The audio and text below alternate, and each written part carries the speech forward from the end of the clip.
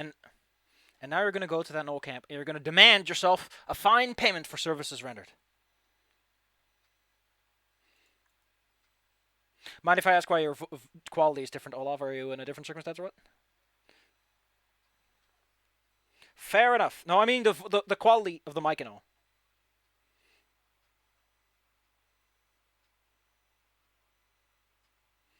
Yeah, because before he was a bit more smooth sailing. You get that boisterous timbre. He had.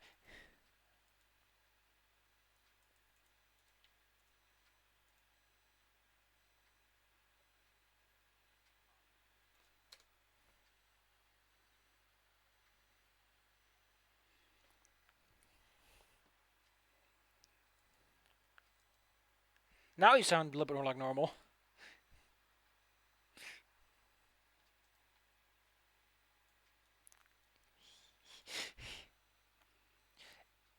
As the Knolls in front of you, how many actually got their asses kicked? It is. I should have taken mental note of how bad that went.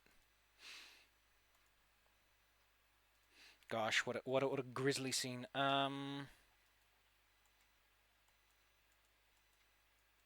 They have like actual hyenas. One of them got smashed. One of the Knolls got smashed. Yeah, things went remarkably well, all things considered. There used to be 5, and now there's 4 and 1. Well, no communications open, as it were. They seem to somewhat remember seeing you before. Also, you have with you someone that they know, which is the offspring of their current leader. So there's a loud, excited, exuberant whooping that fills the trees.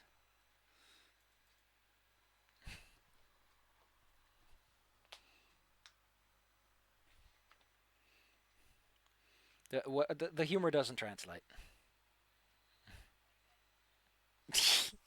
I don't think you would understand it, considering it's probably a null.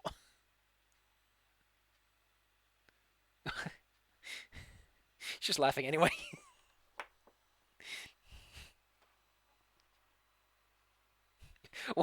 What you said, boss?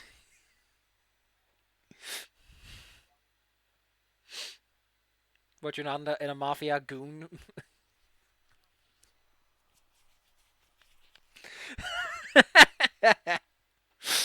Oh, good one, boss.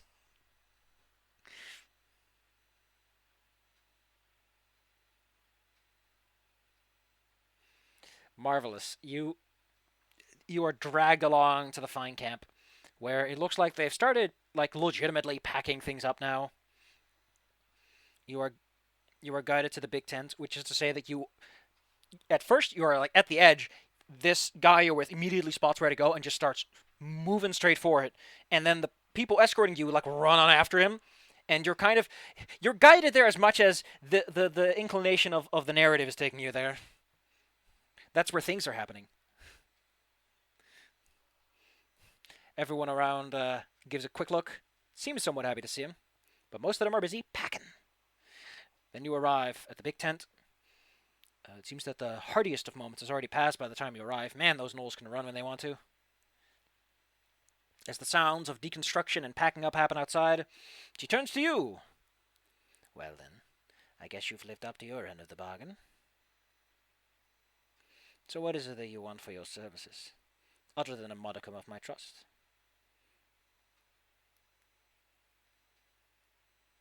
Mm-hmm. I may have something else that... I... You will get no more friendship than I would already offer for the services rendered. But we do have, well, as I mentioned, some amount of wares we've taken back. But I think I may have something that might interest you a bit more, dwarf.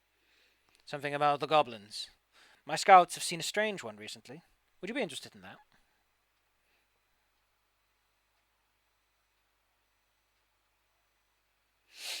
A strange group of them, led by a dragon-shaped hobgoblin, went over to the east. They talked about finding some place to reinforce some... Well, I only get sparse details. My scouts aren't necessarily good with the language, but they seemed quite threatening. Breathed fire, even. Can you imagine that? A hobgoblin that can breathe fire? Argus translates all this, I presume.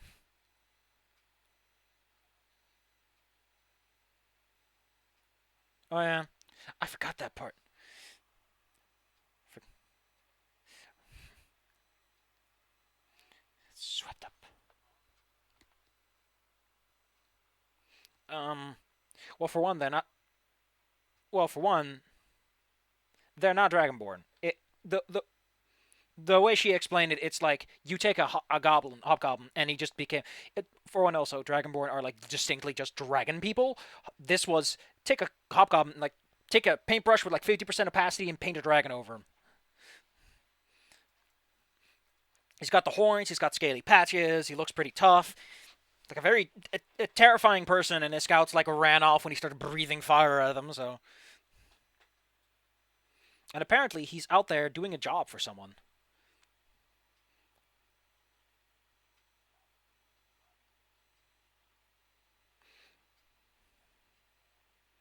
At the very least,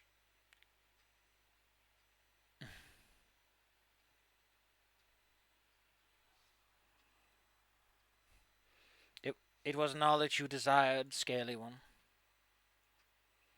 Is there any particulars to the knowledge you wish to find?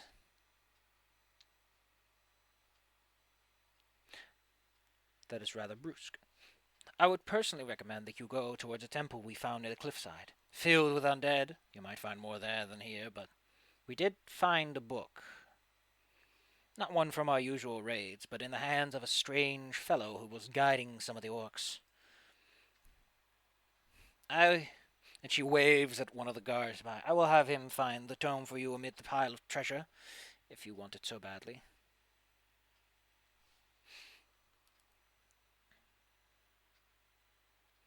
Do beware. I have heard that the arts of necromancy can corrupt those who engage it too deeply. Well, not necromancy per se, the undeath part of it. And the rest of you, I presume, would like to have a share, as it were?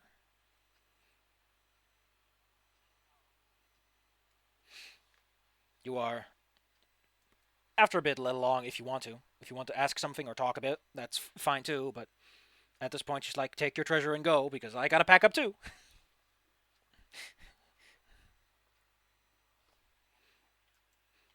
The plan was to go by a fortress near the Rift Lake.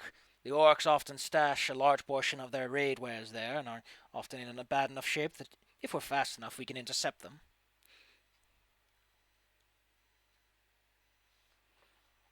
Hmm.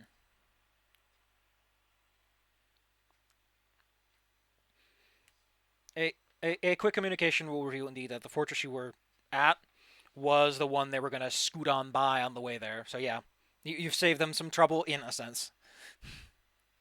Shame.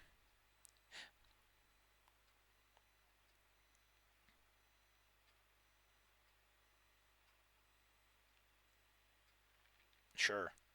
Um, she also explains a quick thing. If you want magical services, she's an accomplished spirit shaman. So if you want to talk to like your dead grandma or something,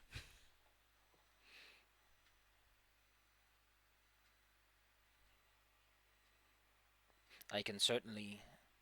Yes, I think the spirits can ferry a message to a destination if you have one in mind.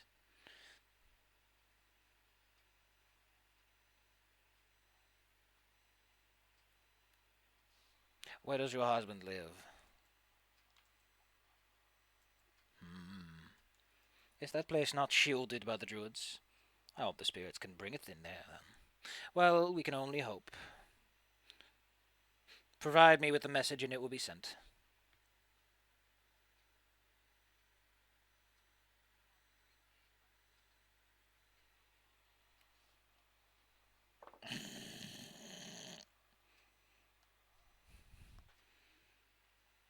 What an interesting long distance relationship you keep.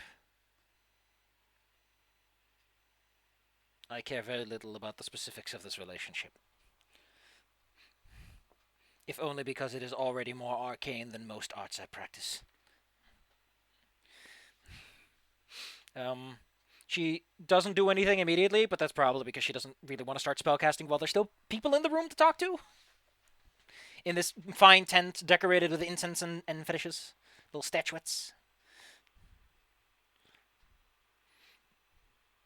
But if there's nothing you want, my God here will guide you to where you need to be to take your share.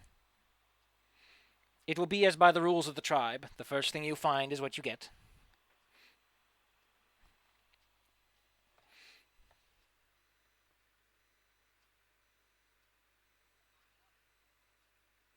Nice. Cool.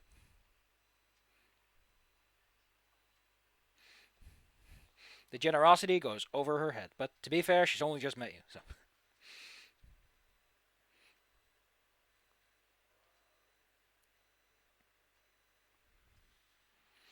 Um, at this point, so these people tend to live in their tribe tends to hang out in the plains of Demrath, which is south below the Knollwatch Mountains. The way they plan to go is they go up to Rift Lake, and then they take the long plains down because they can move a bit better on large open stretches. And then they cross the River Amath, and then they're basically almost home.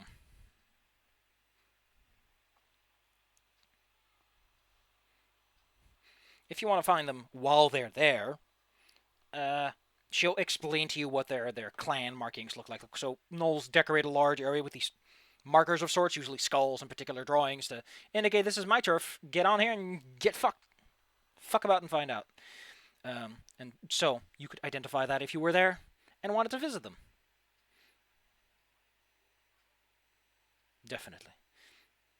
It is quite an interesting markation. It is clear that the lady lives up to her name. It's a white eye surrounded by a thunderous cloud.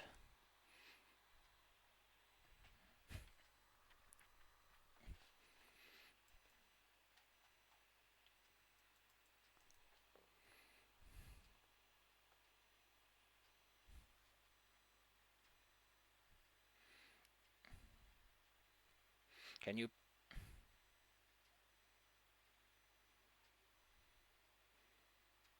please have these discussions outside of my tent?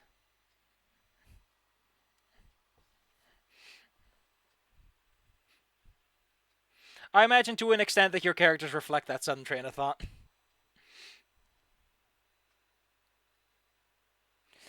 As mentioned, you are led to quite an interesting location. It is a large tarp that has been...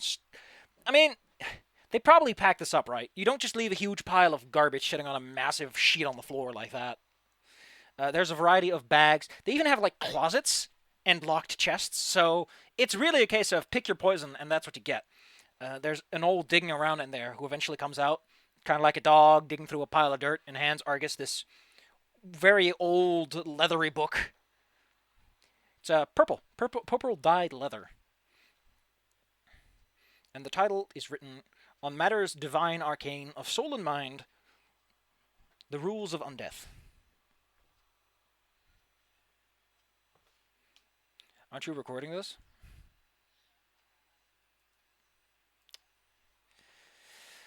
On matters arcane and divine. Of body and mind. Body and soul, rules of undeath. There you go. There's a title for you. Man, I like that Squish is using that cone of shame, Fennec, as his profile picture. He's so grumpy. Cone of shame. Look at this boy. Look at him. He's so upset. His ears don't fit.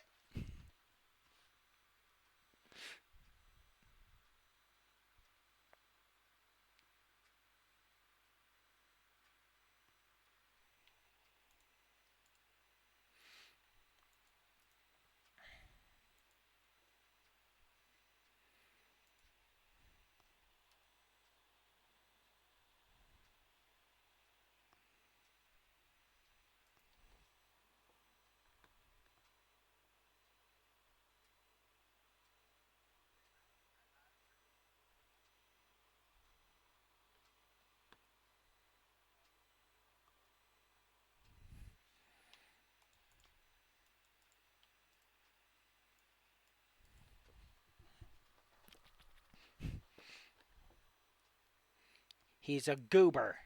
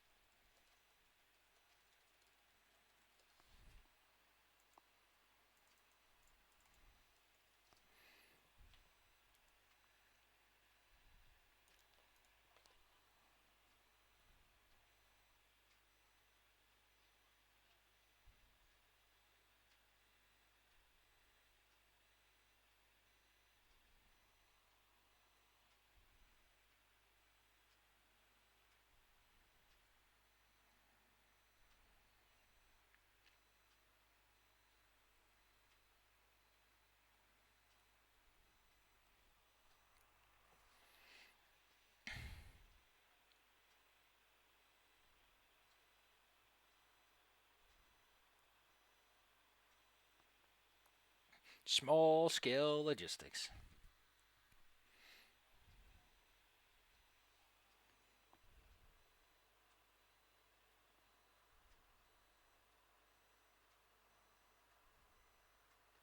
Nice.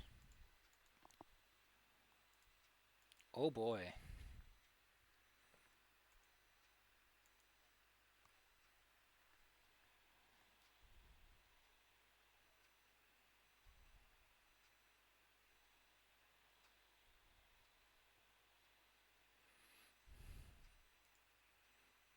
Hot ziggity. It's very strong.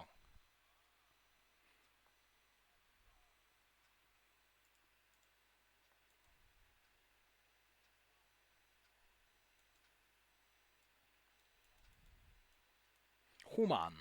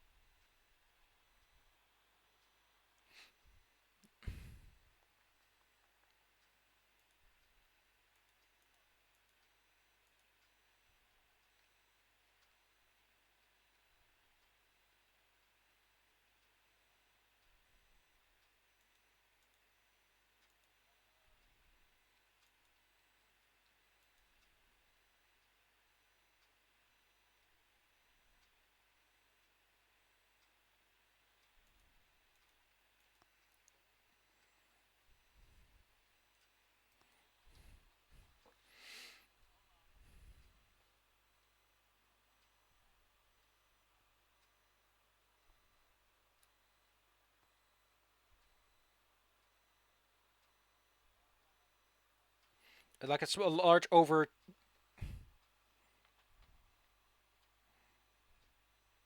Pick a bag, pick a chest, pick a closet.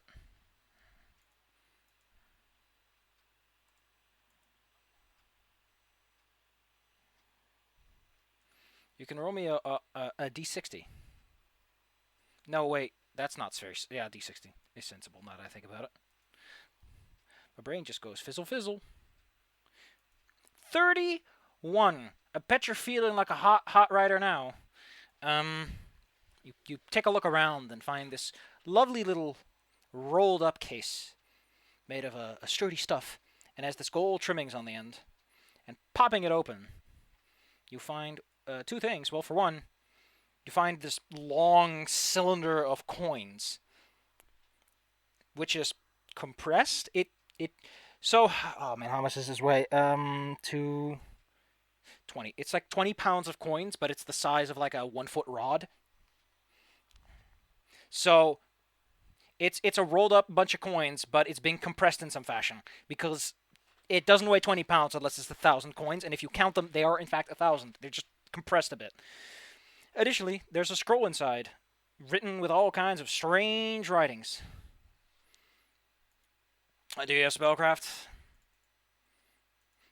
Then show me the goods. As you rack your brain over what you're looking at.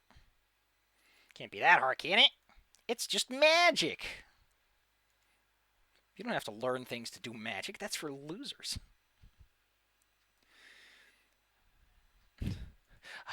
If I remember correctly, though, you have an ally who also knows a little bit about magic. Oh, goddamn wizards. Why are you like this? Let's see. Well, he can tell you that it's an arcane scroll containing invisibility, hold portal, and blur, which is some pretty neat spells, actually.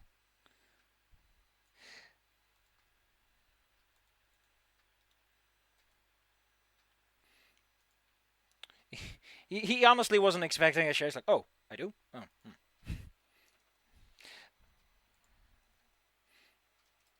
Ugh. Yeah. He walks over to a rickety old chest. They honestly, he's like, ugh, I'll just pick something that doesn't look too exciting. And drops it on the ground. Well, I almost crushed my foot there. August or Olaf, he pokes his foot at the rusty lock. Help? Just a hand.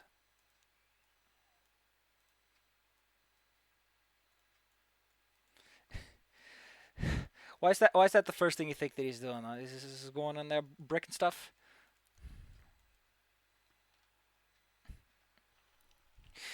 Roll me a strength check to see if you can control the demolition this chest.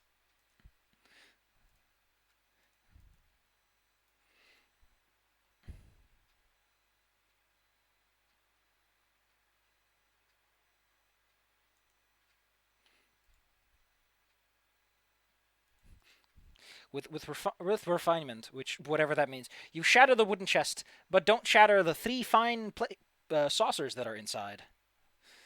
Additionally, there's a set of gloves and a magic pointy stick. As in, it's obviously a wand because it has a slight conical shape. It's tipped with a gilded end, and the other end has leather wrapped around it, so it's obviously for pointing. Point it yourself.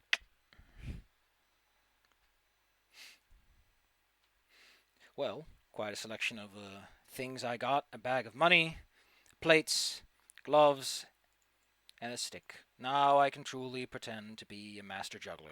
As he puts one of the plates like on the stick and tries to balance it around like a juggler would.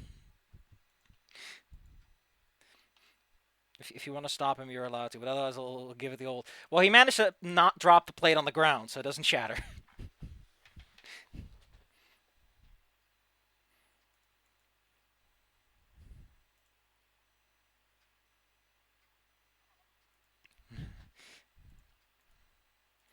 Goddamn wizards.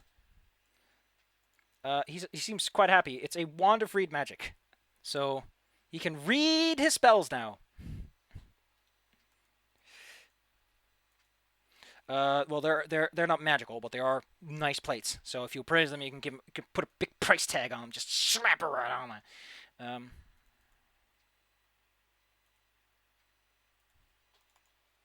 Wand of read magic goes on this man. Do do do do.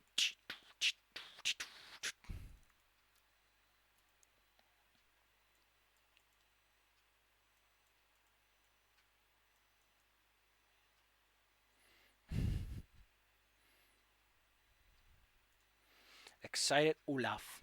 Let's take a look-see at the table and see what rolls out. Well, unfortunately, in your excitement, there's you pick up this big-looking bag, but it turns out that the only reason it looks big is because it's stuffed to the brim with wool. However, a little thing pokes out of it. It's a chart of sorts.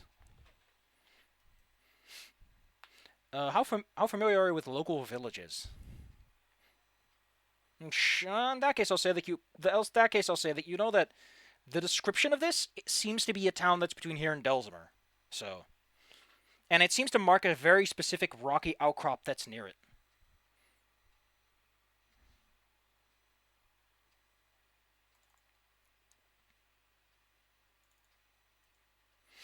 The other item on the list.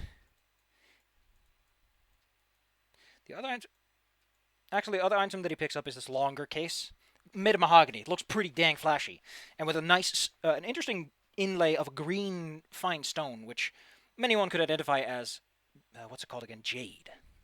Inside of it are 2 very odd weapons. One is this weapon that's half a slightly curved blade, and one half just this huge handle. Another one which is made of green stone as well, and it's this short sword. Looks a bit like a very slim cleaver, and a tiny tortoise shell. Huh. Why did that take so much effort to pull out of me?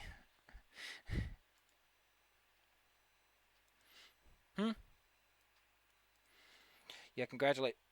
I'm actually trying to figure out what it is right now. Primarily because I'm also trying to remember what those gloves do.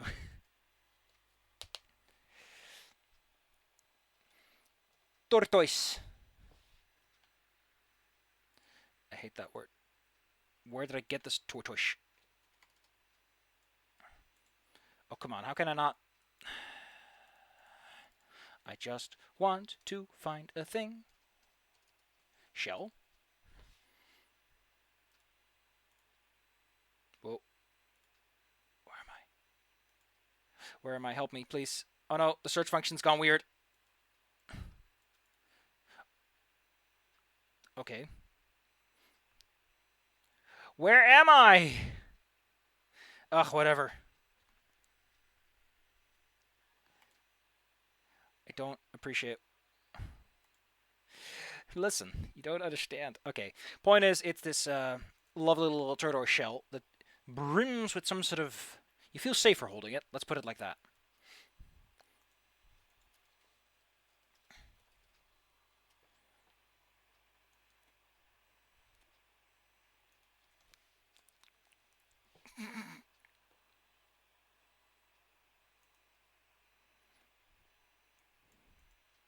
It's like a small one. Here we go. Oh, wow. The gloves that he has are Arcanists Gloves. These specialized gloves can amplify the next first level spell you cast by a little bit. He's very happy with it, yes. Even though he thinks that they don't quite fit the style he's going for. They're just a little too flashy. They have these big lightning bolts flashed upon them like someone, but the person who made them doesn't quite know how to draw them well with a needle and thread, so he's like, fine, I'll have to live with a wizard's handy thing.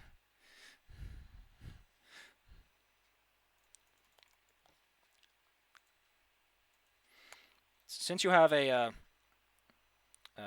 whoops. Since you have a fine person on, I'll just leave it there because you've got a guy with you who can identify that. The tortoise shell is a pseudo scroll. You can, if you clutch it firmly, you can wrench free a magic that protects you from arrows. And a fighter can tell you what a weapon is because he's a fighter. Let me see. Okay, here we go. The Arcanist Gloves. Anyone want to roll me that appraise to see how much those sauces might be worth? Oh, actually, apparently that's gold pieces. Whoops.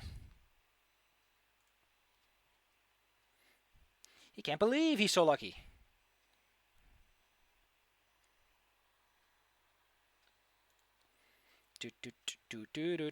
Um, 75 gold pieces sounds like a fair price. If you can find someone who's interested in slightly pinkish plates. I mean, they look almost a bit like meat if you squint.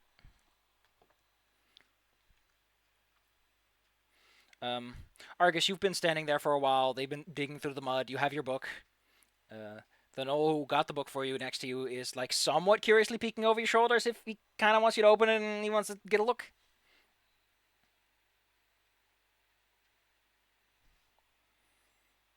This particular Noel is quite tall. He can peek over without you having to lurch over.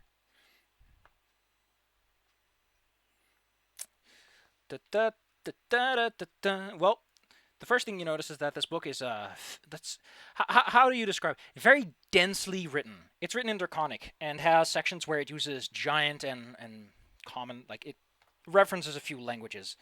It's also very densely written, and it will take you some time to properly decipher what the hell it's talking about most of the time.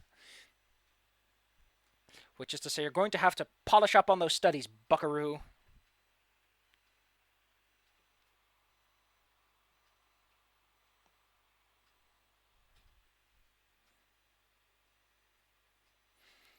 Well, there is.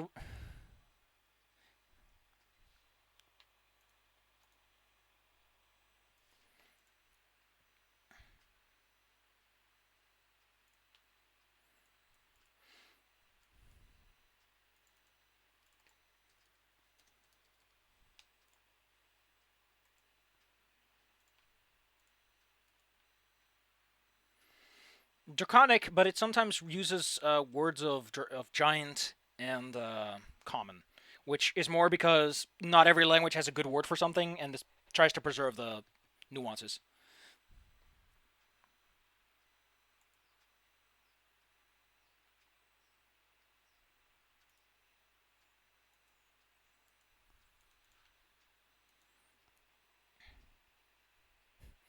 Recognize what in particular?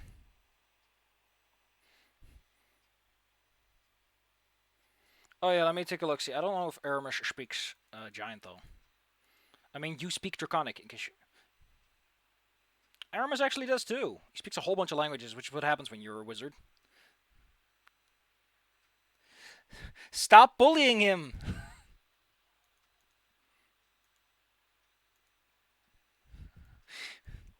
Ugh.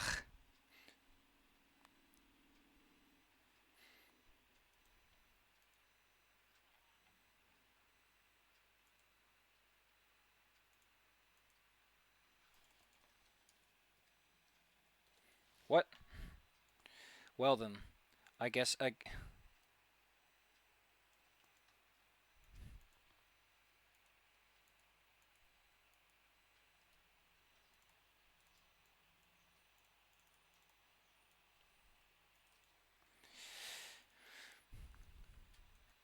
One of these days.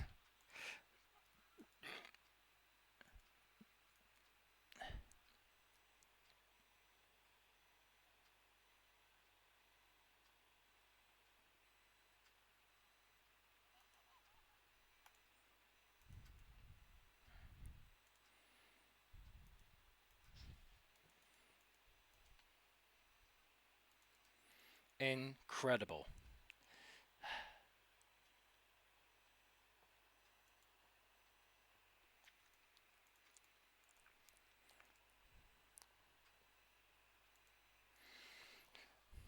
Aramis looks over and just says that what you're looking at is very dense stuff. It's kind of like if you get a scientist and the first word he reads is like quantum biomechanica and he's like, okay, listen, it's gonna be a tough one. You're gonna want to bring a chair.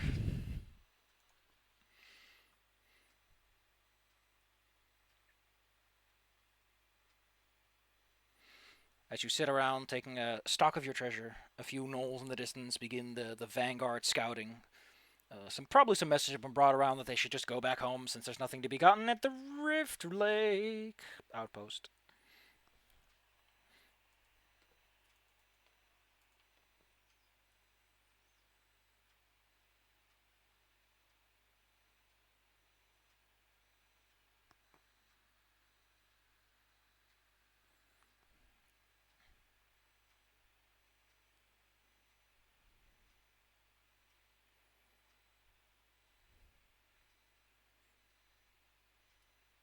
There's the, the terrifying mushroom. He's coming for your ankles.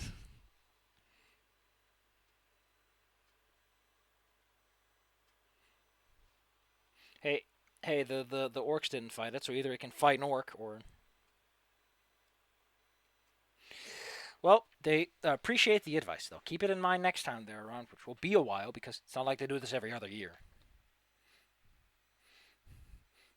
They understand the purpose of, what's it called? Sustainable raider raiding?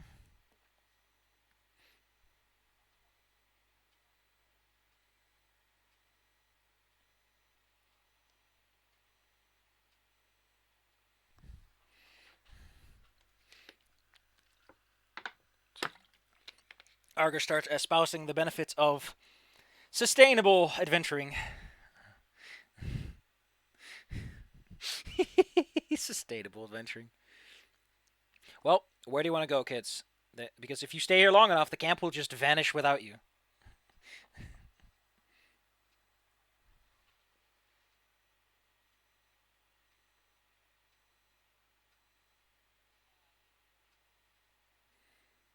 If you want more specific details, sounds like they're going to some sort of dungeon structure east of Delzimer. They mentioned some sort of dwarven ruin.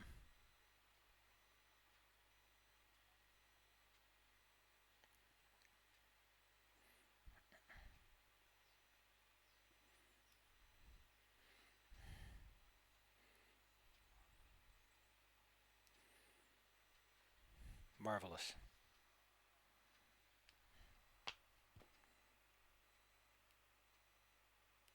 Oh, handsome.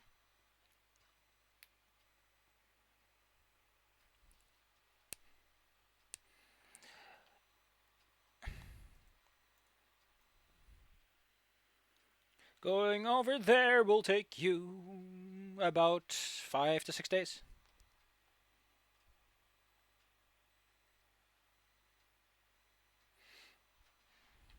You head back to Earthheart. It appears there's quite a commotion. Something big and important is rolling through town. Everyone marvels at this cart carrying a series of massive iron chests, each set with with golden paint on the bandings that keep it together. Mm, well, they're not collecting from anyone here. It's No, they're not selling anyone anything. There's just this large metal set of chests being escorted through town by some pretty dangerous looking dudes in full plate.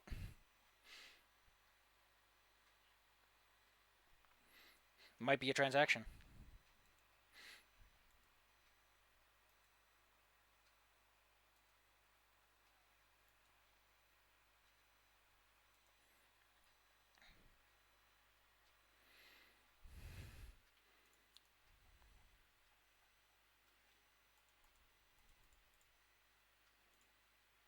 Whose input?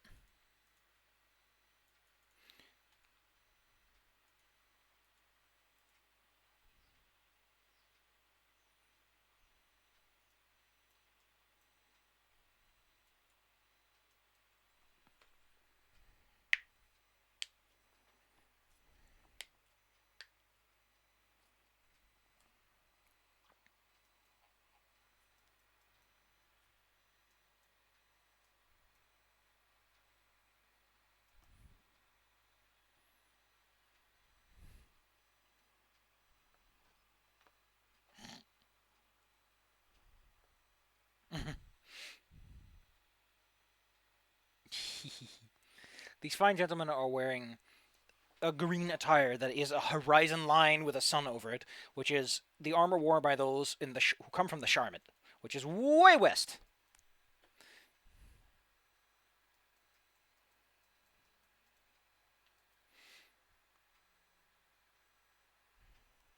Mm. I mean, not as anyone of late knows.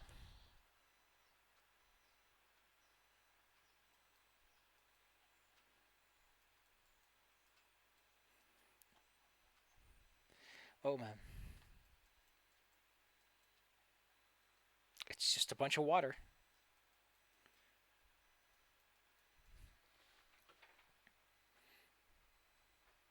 Everyone around you is constantly muttering rumors.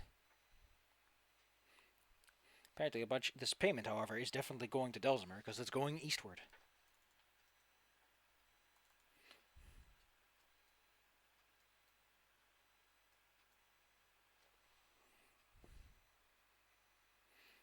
Mm. Sure, go ahead.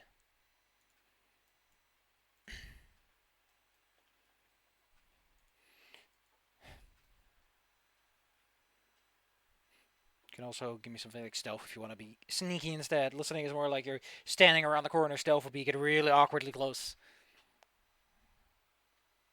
You only need.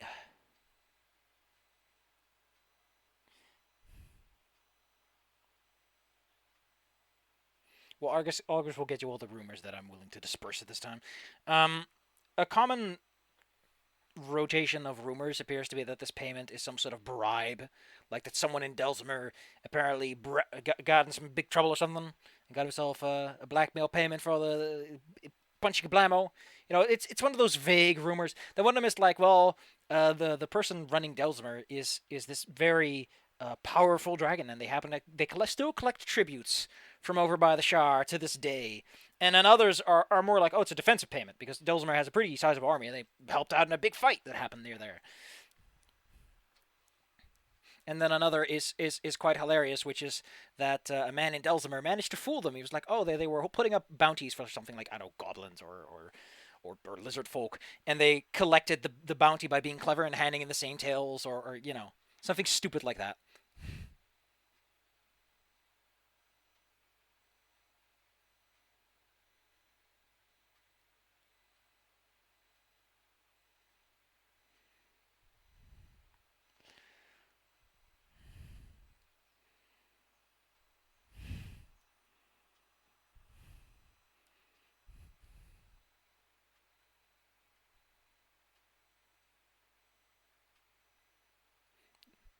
Then they could have taken all this money, and then you could have taken the money from them.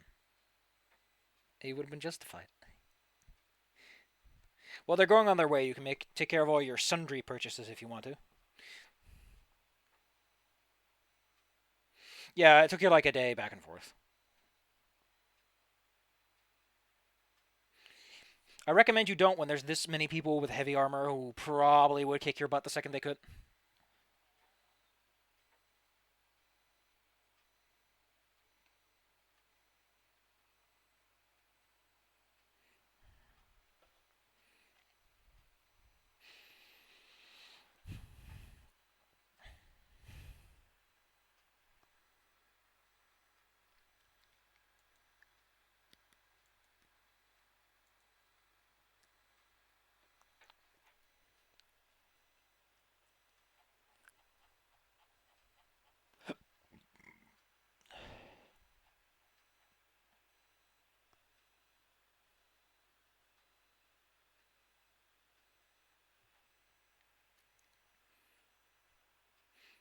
How delightful.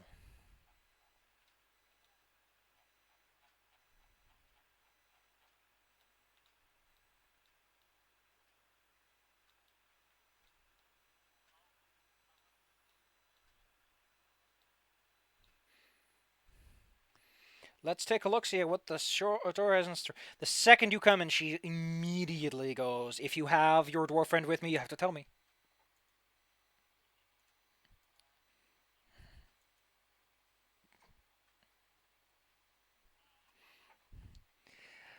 That's bullying.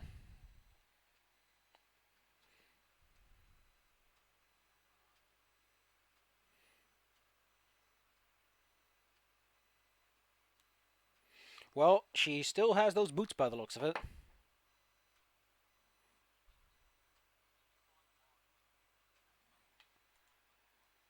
Let me check out the specifics for the dragon striding boots. I mean, sometimes they're like spider slippers, and you gotta have that strong core. You know, you gotta be able to lift yourself up by your own.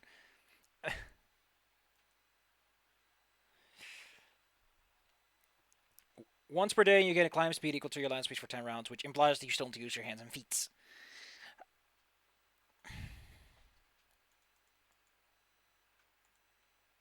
Now, to be fair, you can totally make a concentration check to cast while you're in an awkward situation, so.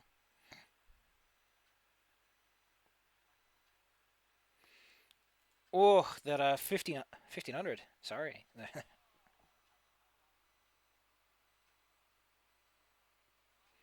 She leans over the counter and tries to butter you up with, like, hey, listen, you can't spend money when you're out in the middle of nowhere. You gotta spend it while you got it.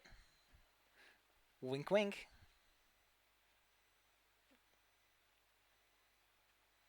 One said, let me see if they have any passive effect. Oh, yeah, they also give you a passive +2 to jump and climb checks.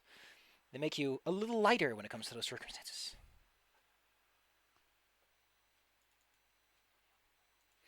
Unfortunately, I don't know if I have these items ready and prepared, but I'll take care of that for you. Someplace. Boots of Dragon Striding. Oh no, I made it a weapon. I hate this. I hate that this always happens when I make a new item.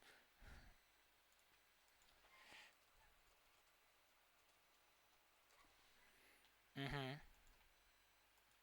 It's a deflection bonus. Or enhancement, no, because it's like essentially enhancement, but on non an armor piece. Yes.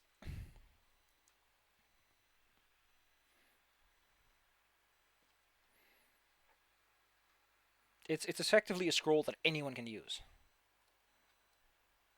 Yup.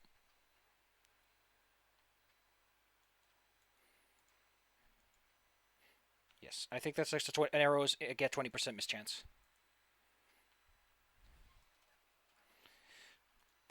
Let me see.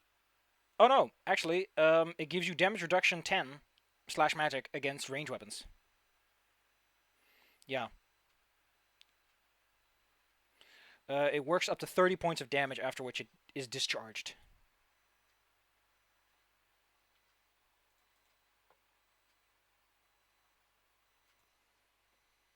You can tell from her face that she's like, what?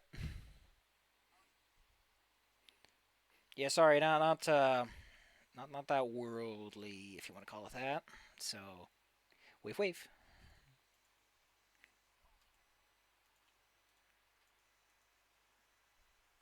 That would be lovely, because I don't like the fact that I don't know if that dwarf is here or not.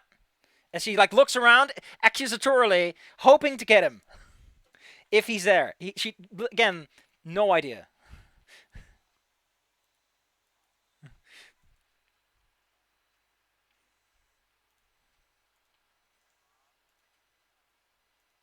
Hey, hey, would you? I, I don't want you to have an eye on him. I want to have an eye on him. Ugh. Well, whatever.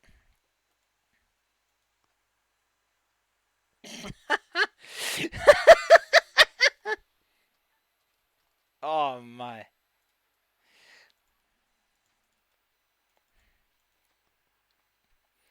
Oh. Oh well, that's it. Um, he's a dwarf, right? Surely he can just. These are more for like I think at least that wizards are the ones who like wearing this. You know, the people who can't wear armor. She whispers over the counter.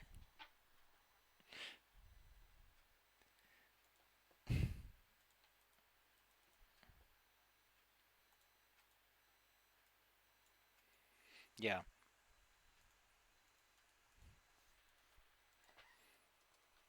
I'm actually gonna just for my sanity because I recall that they provide. Okay. Oh, there we go. Yeah, they're oh, granting him an armor bonus. Yeah, it's actually an armor bonus. Excuse me. Yeah, it's a ring of protection that provides deflection, which is why I didn't go with that. But I thought maybe it's an enhancement bonus because that's how that works. But no, enhancement bonus just enhances directly the armor bonus itself. So yes, I guess it's like, listen, I've never heard of a dwarf who needs this.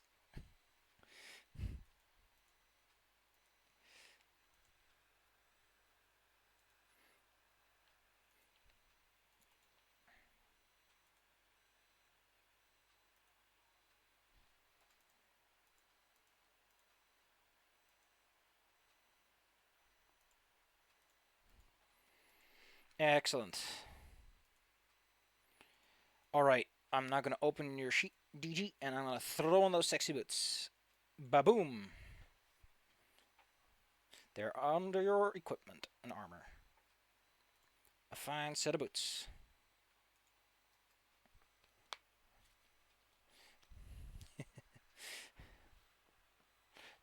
Don't bully the armed convoy.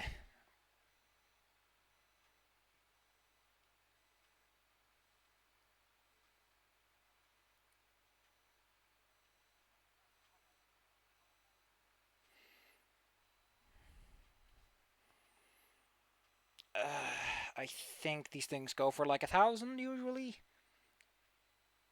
I, they don't come by all that often.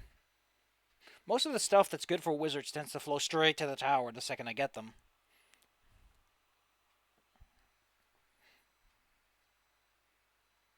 So if it's a no-no deal, that's fine by me, I guess.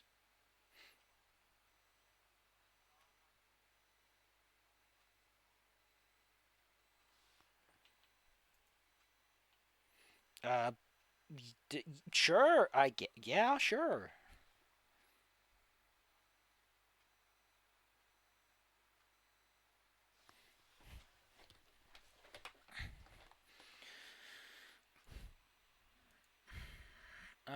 Let's take a look. See, I think I put the price on those things. Yeah, that one is 37. But something snake swiftness is only 25, and that's not even including the halving for selling. So,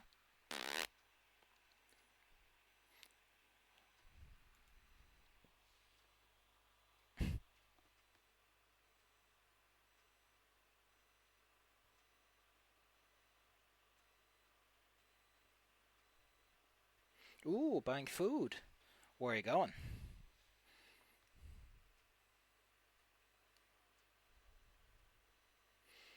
There's probably a place where you can buy things like pemmican and salted and smoked meats, and all kinds of cheeses and other.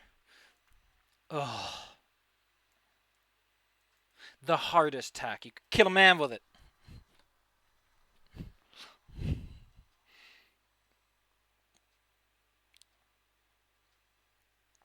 She double check just so that I don't look like a complete idiot. It is Enorius with an E. Same to you. She squints around just to be sure that dwarf isn't still.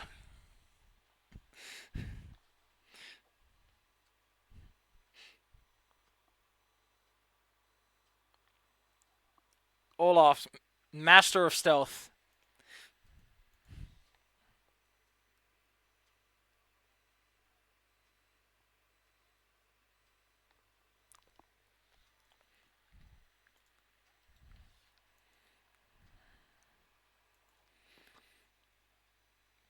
That is such an. And listen, she's not a Skyrim imp, but she'll notice when things start vanishing off of the shelves.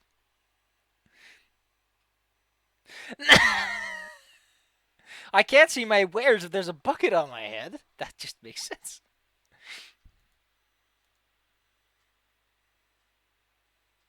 Yeah, that's pretty impressive when you think about it.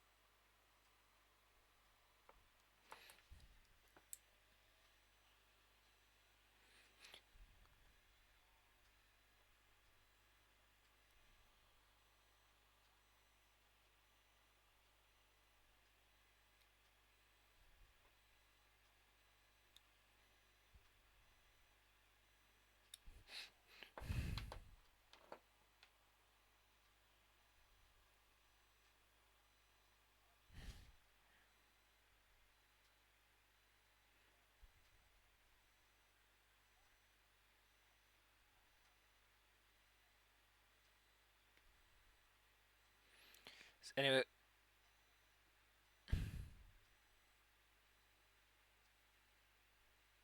would you?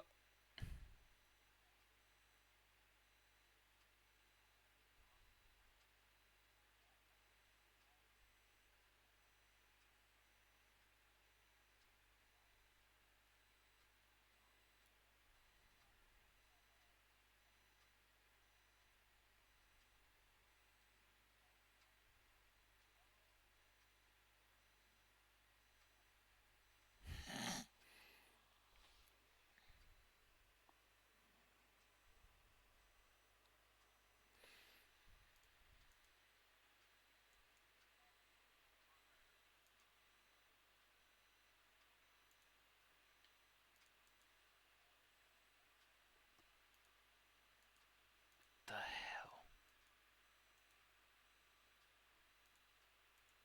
107 of those. Just to simplify, I'll just put it in the weight. Actually, we don't need to. It's fine. Yeah, that works. Actually, this should be 107, so I'm going to set it to that. Yeah, that works. Actually, this should... There we go. Oof. Wonderful. Anyway. Oh, by the way, I'm going to let Diagala probably handle the horses and such. I probably had never seen one before. I was a teamster, right? What's a teamster? No, wait, hold on. What's a teamster? Before they died. My family and I, we worked the route. We brought the stones and the ore from the mountains to the 10 towns. We drove the wagons, took care of the horses, all that shit. Till the goblins got them, those fucking bastards. I'd like to imagine that there is like this kind of like imagination scene where like really crude drawings and they're all wrong. It's like those medieval pictures of like you've seen a horse before, right? Yeah, sure, absolutely, and just draws a tapestry that doesn't look like a horse. Yep.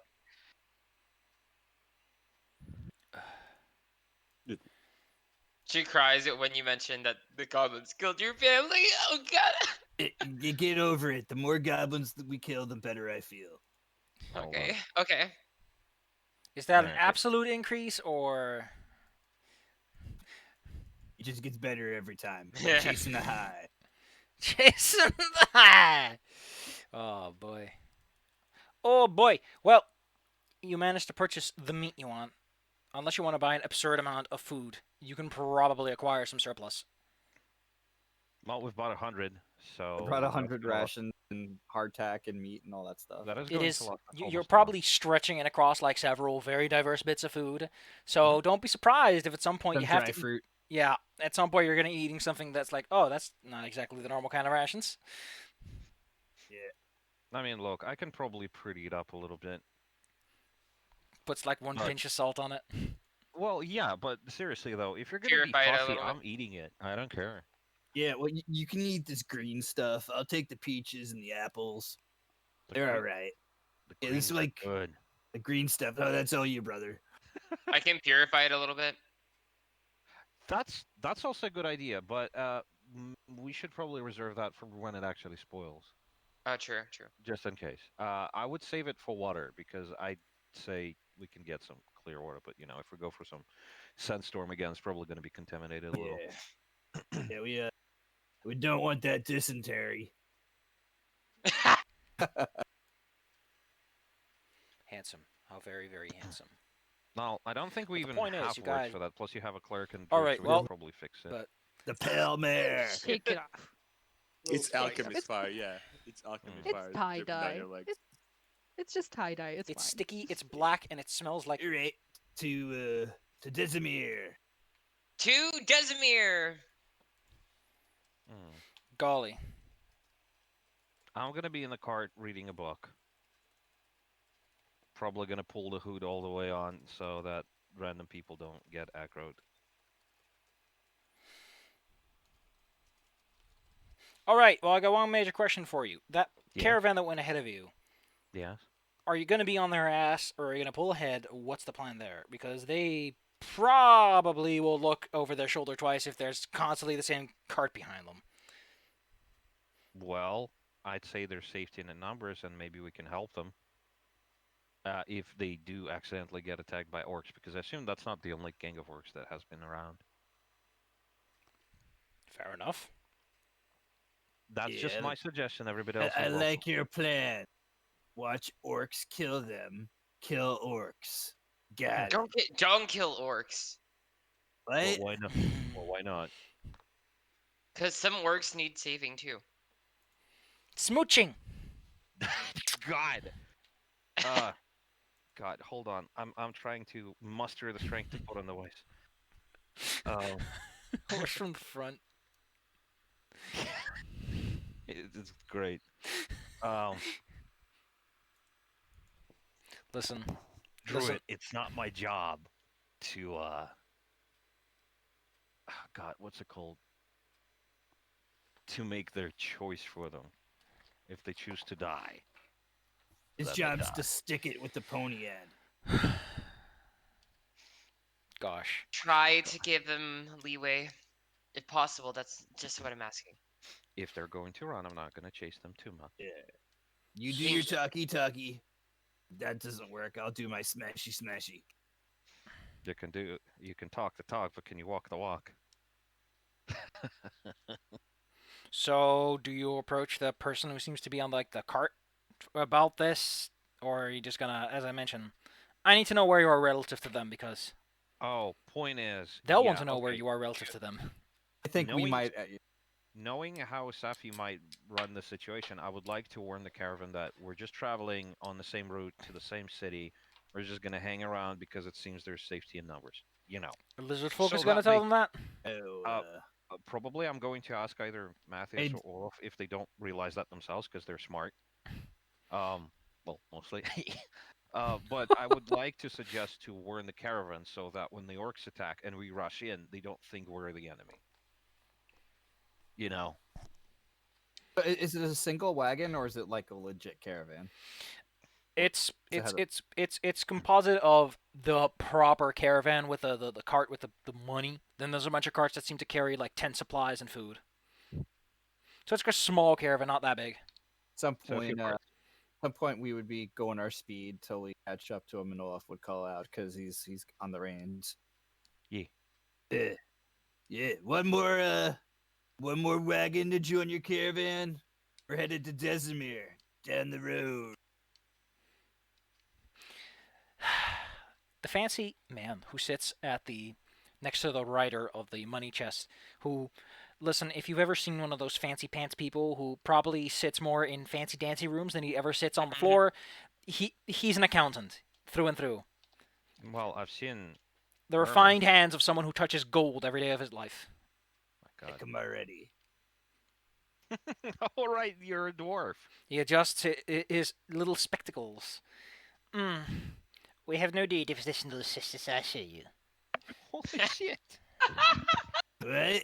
What the hell did you say? We have no need of additional assistance, I assure you. I hire these fine gentlemen to take care of their business, yes.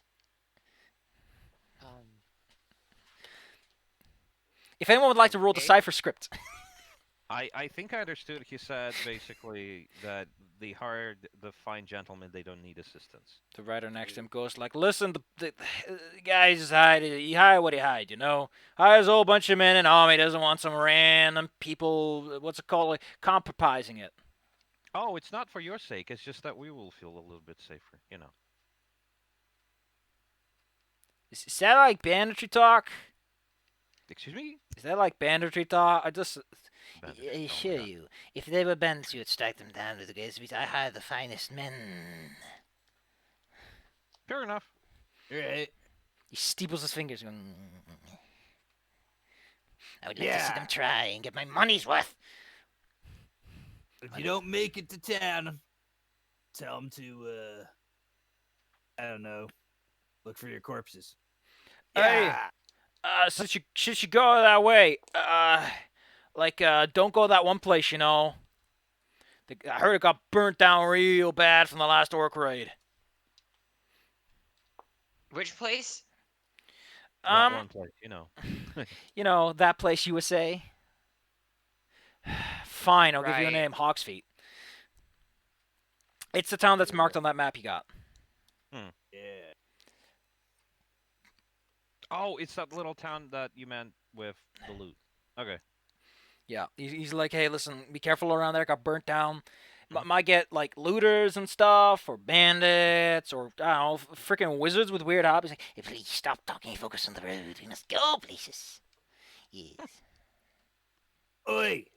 Something called road courtesy there, Goldman.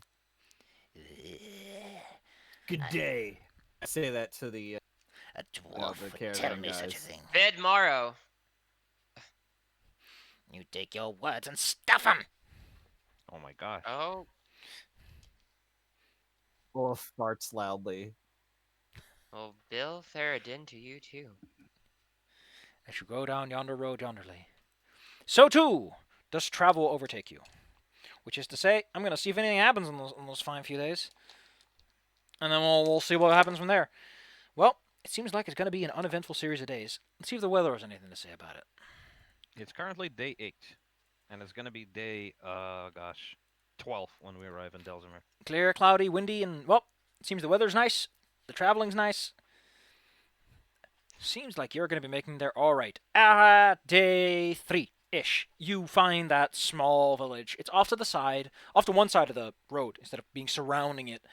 A few stalls that perhaps once sold fruit, because they have these big casks you could put singular wares in for marketing.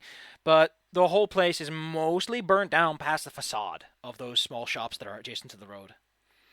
The fields are already beginning to overgrow a bit. It's just a really sad affair. Aw. Are there any markings on that little note that we have on where potentially the treasure might be, or is it just specifically just this place? It mentions a small rocky outcrop just north of town. The problem is that most of the markings it used are buildings that, in case you haven't noticed, aren't there anymore. There are some that are like natural features that are probably still around, but it will take some work to find them. Yeah, Well, let's I go mean, you hunting. could is there any sort of like a vantage point, like maybe a tree that I could climb to see like the outlines of the buildings to match to the descriptions? At this point, you're going to have to talk to the whole party if they're okay with your activity and initiative taking here. Yeah, go get him, lizard. Yeah, is everybody Stay okay with that? safe. Yeah, stay safe. Okay, in that case, I'm going to find the nearest tree, I guess, climb it. And You take a quick look around the place. The tallest building that like peeks over the trees and stuff appears to be a burnt-out shell of a church tower. Is it safe enough to climb for me? I mean, the rugged stones have shifted a bit. They're not hot or anything, so you could probably climb it if you really want it. And, you know, the fact that there's this nice angular surface, these two corners, means it's a bit easier to climb, too. So, yeah, sure. You can give it the old climb check if you want to do it. What does everyone else do as Argus decides that he's going to go spelunking up a church bell? I'm gonna keep jumping on my boots to see how they work. I'm gonna look towards the north of the town, see if I see any like big rocks or anything. There are definitely these large outcrops that, in a way, imagining the Rift Lake is nearby, give this impression that the Rift Lake is this huge crater and rock grew over it somewhat. It's an interesting visage, if you let your imagination run wide. Otherwise, they're just rocky triangles that jut out of the ground and merge with each other. This village sits very close to where those outcrops would make it impossible to do anything. On the other side of the road, distinctly just grasslands. This is about where the Rift Lake's geographical features become plains. I'm looking for Climb. Thank you, Climb, for telling me. As for the lady jumping, indeed, they do make it a little easier to jump. It's noticeable how your feet feel lighter and more secure on the ground. I'm more in tune with the wind. Swoosh! Here you go. Olaf, I'm jumping! Woo! All right, well, good news, Argus. You managed to climb your way up. There we go. As you make your way further up the tower, however, an undesirable event happens. It turns out that a bunch of animals have decided that this top of the tower is a great place to set up shop. Uh-oh. The entire sort of- bell spire itself is a brick structure made out of tilings and stuff, but it's hollow and still structurally sound enough that a whole bunch of bats have set up shop. As you're moving close enough, the whole swarm of bat grows to life and flies right at you.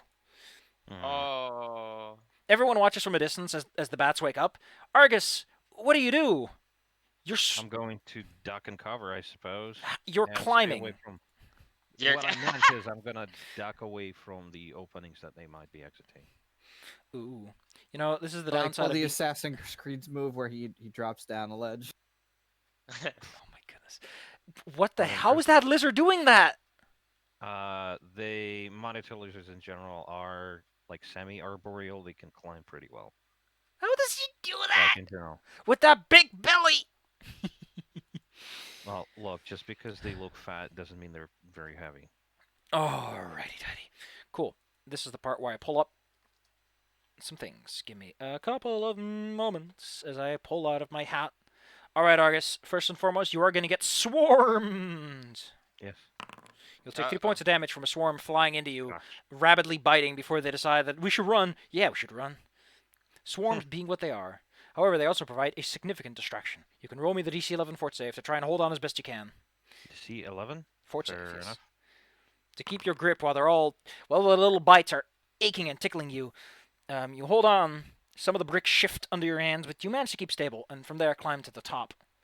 Maybe you shouldn't have sent the largest, heaviest person up this thing. I'm the only one who can climb. I'm sorry. The only one. My boots? No, Oh, my right. Your boot. You could climb. Olaf ain't climbing anywhere. Oh. As you sit at the top, Argus, do you still have the map with you? Yes. I've taken it with me to see, and I didn't. First of all, I didn't want to bite any of the bats because I don't want to start another fucking pandemic. Secondly, because I had a map in my mouth, I guess. pandemic COVID in I Maybe. love the monitor lizard lying on a tree. Look at that lazy bastard. I mean, they always are. They sun in the morning a lot like that. He's such a big dummy. Man. I love seeing them in more dynamic poses than just on the floor. Yes. Argus, you take a look around. You know what? You can give me a spot check to see if you can figure out where to go and a good way to get there. Yes, let's try this. A spot. I'm not very good at it, but let's see. So, at first, you take a look at this map and you look around. It takes you a good while before you realize this map the outcrop it references isn't ground level. It's a little elevated. And as you see it, you see this. Even from here, you can see the glitter of metal sticking in the surface. Like these, you can't quite make out what they are, but there's something metal glistening in the wall every couple of feet, next to the rocky outcrop, all the way to the ground. So like a small ladder. You don't see a ladder per se. They're a little too irregular in how they're placed along the wall for it to be a straight ladder. Suppose I could whistle to Olaf and point towards that. Yeah. All right, I'm on it. Olaf, following his finger, you'll just see trees, unless you walk over there. All in the direction and slowly walking along. I'll Shield up follow just in Olaf. case. Olaf makes his way through the burnt-out husks of buildings. Not many looters around here, probably because, raiders tend to be a little bit more. Point is, eventually you arrive at the large stone structure. It's not that far, like a minute from the town itself. Jutting out of the ground, surrounded by smaller rocks, as if it grew out and dropped a whole bunch of dumplings around itself. As Argus pointed out, there are indeed these small loops, pythons as they were, carved into the side of this rock mountain surface, leading up to a specific shelf. Well, fancy pants. Let's put those boots to good work. Okay. Okay. Give me a countdown. Okay. 10, 9, 8, 7, 6, 5, 4, 3, 2, 1. Ah! Goes up the tree. Not the tree, you're going up a mountain here. It's a I rock. think. Oh, mountain. Up the Sorry. mountain. Yes. All right. You roll me that climb check. See if you know how to climb up a thing. You should got a have plus 2 by the +4. +2. Got it. Or you could just use your boots, Yeah, I'm using my boots, so I had a +4. Yep. Oh shit.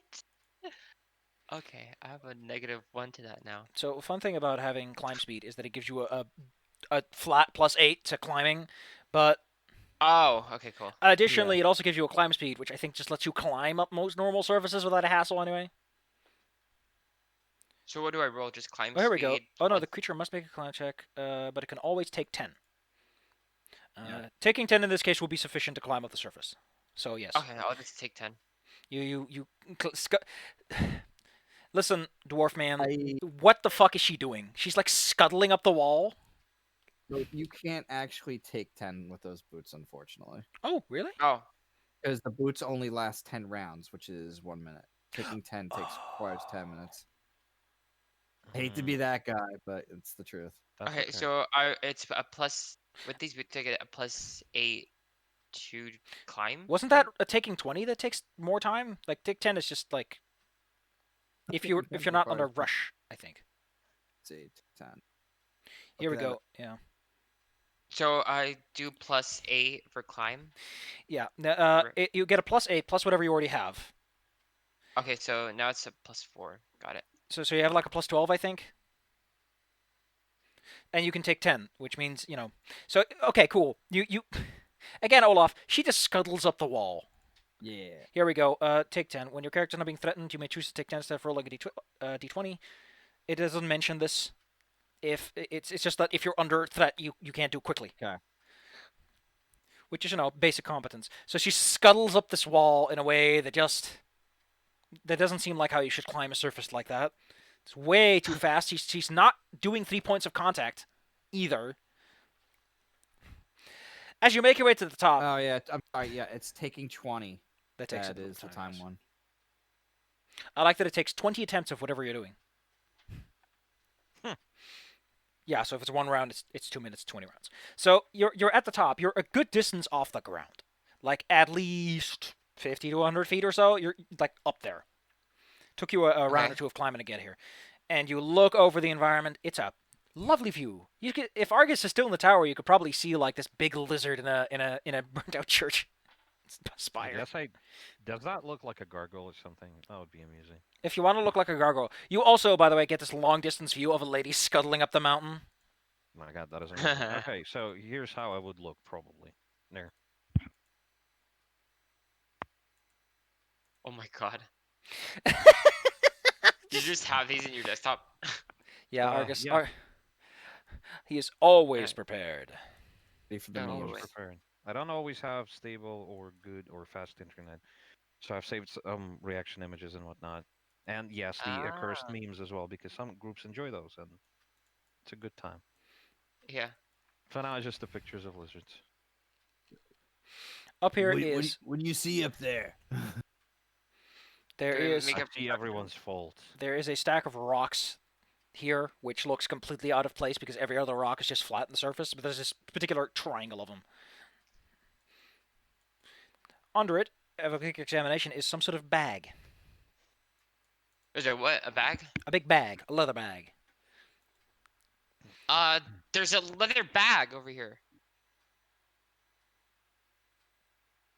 Can I Right. touch it? Can I like? How far away is it? It's this ledge is not that big. It's a couple of 10, 20 feet across or so from one side to the other, and then to the wall, like at most 10.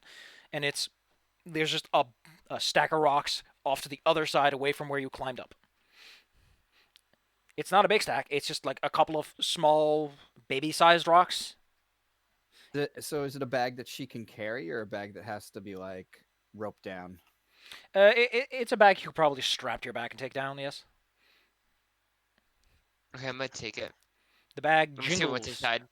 Taking a look me see what- inside, you find a huge amount of money, but it's all copper pieces. 2,000 copper pieces and a payment that mentions services rendered. However, the piece of paper mentions completely different denominations and amounts than this bag. Somebody might have taken the most Yeah. expensive pieces. I jumped back down and I try. Sorry, How tall? you the know what I pieces mean. I climb back down. Luckily, going back down is a lot easier than going up, since the surface is pretty rough, and even if your boots have worn out, you can just very slowly descend yourself by using those buttons. Then the last couple of steps, slide your way down, and show up with a bag. Argus, are you going to I come out of found- that tower or what? Yes. I'll come down. It's fine. I found this bag. It's a lot of copper pieces. We should just like Olaf look- split it. Olaf looks inside and goes, Yeah. The berry covers the price of food. Hmm. We wasted a day on this. Oh my god, I love the one that's climbing the fence. What the hell? How did they do that with those flimsy fingers? Yeah, I was like, what? They're pretty good diggers. "You guys can take the copper if you want." Olaf's not, because he knows it's not worth the wait. It might kill a man, but it won't pay for one. You can still exchange it, and it's probably easier to pay with copper for, Yeah, staying drinks and somewhere stuff. and such. Yeah. Well, he's already got like 600 copper on him. So. Yeah, I still have 500 Yeah. of mine. We can just put it in the cart. As a result of this slight delay, you're actually delayed by a day. Oof. Fair enough. It's So that's- you've only been there like Right. about an hour or so, but it's enough to impact the day-to-day travel.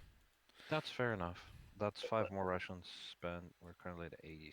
So. Hey, you can always just stomach it to the next place. So, Wonder if we're gonna have to pass that wagon again. That would be funny. If they ask any questions, we just pretend this is the first time we see them. That was another dwarf lizard, lazy, and red-eyed, I don't think they fancy do. pants. I've made sure to kind of like conceal myself, pull the hood down and everything, so I'm just sitting at the back of the cart. By the way, the cart, is it like covered or is it open? What? The cart. is That's it- up to you to decide if you want to buy a covered cart. That costs extra. I understand. I mean, if the you one just we want a found- tarp, that's just the cost of a tarp, which is like a couple of cover pieces. Whoop. Yeah, sure. Then I'll be just under the tarp or something, reading a book with a flashlight. uh, Da, da, da, da, da, da, da, da, da, da. mm. Anyway, your Yes. your travels take you onwards. yes. As you approach Delzimer, the terrain gets distinctly hillier, especially in the distance, and the area also gets a bit less tree-like, more moss, rolling hills, dry rocks. Mhm. Must be the mountains causing the climate change. Gosh, that sentence sounds weird now that I think about it. Gosh dang mountains causing climate change! As you make your way over, though, and you start there's a noticeable increase in the amount of taverns in between. At some point, as you're in this small section of road that probably crossed a riverbed at some point, given how it's in between two rocky hills that sit by the sides, you hear this loud screeching, and then over the road, a distance ahead, where the hills get at the same level as the road itself, you see a couple of small dog-like lizard things quickly scamper across, and then they feel this thudding under your feet. An earth elemental or like earthquake? More like something big walking. Oh no. Something big with With what? some survival, or it seems to be an appropriate check for figuring out exactly what's going on here. Yes, absolutely. It's bipedal, but also walks. Sometimes uses its hands. Oh. So you hear this boom, boom, boom, boom, and then this boom, boom, boom, boom, boom, boom, boom. Oh my gosh. That really doesn't ring a bell to me. I'm going to describe, I suppose, to the best of my ability. As you describe to your allies, you become painfully aware of the fact that the creature is overhead. This large, whatever it is, this rubbery being jumps over and crashes with force into the other side, as it seems to have misgauged its jump. Oh my gosh. What the hell is that thing? Do you have an image? No, but it's a large green man person covered in fur. Is it hostile? Did it try to crush the cart? Well, it starts rolling down the hill as it decides that it's not worth climbing up, and it'll just go away around. Off in the distance, you can see those scaly things like peek out as this large creature lands a short distance ahead of you. How tall is he? He is taller than Argus. Let's put it like that. Oh shit! That's a decently high bar. So, its nose wrinkles as it smells that you have food on you. Gosh. Does he look ominous? I Like mean, he's its gonna attack nostrils could probably snort one of those dog things you see up ahead. Oh my god. Would you say he looks giantish? He would definitely fall under the giant classification. Yes, your specific dwarf trainings are useful here. Yes. As it looks at you, So I call out in giant. What the hell are you looking at? are you intentionally being in an aggressive tone, or is that just the accent? That's just a normal voice. That's just Oh, that's my his goodness. nicest personality. He's putting on the nicest voice he has.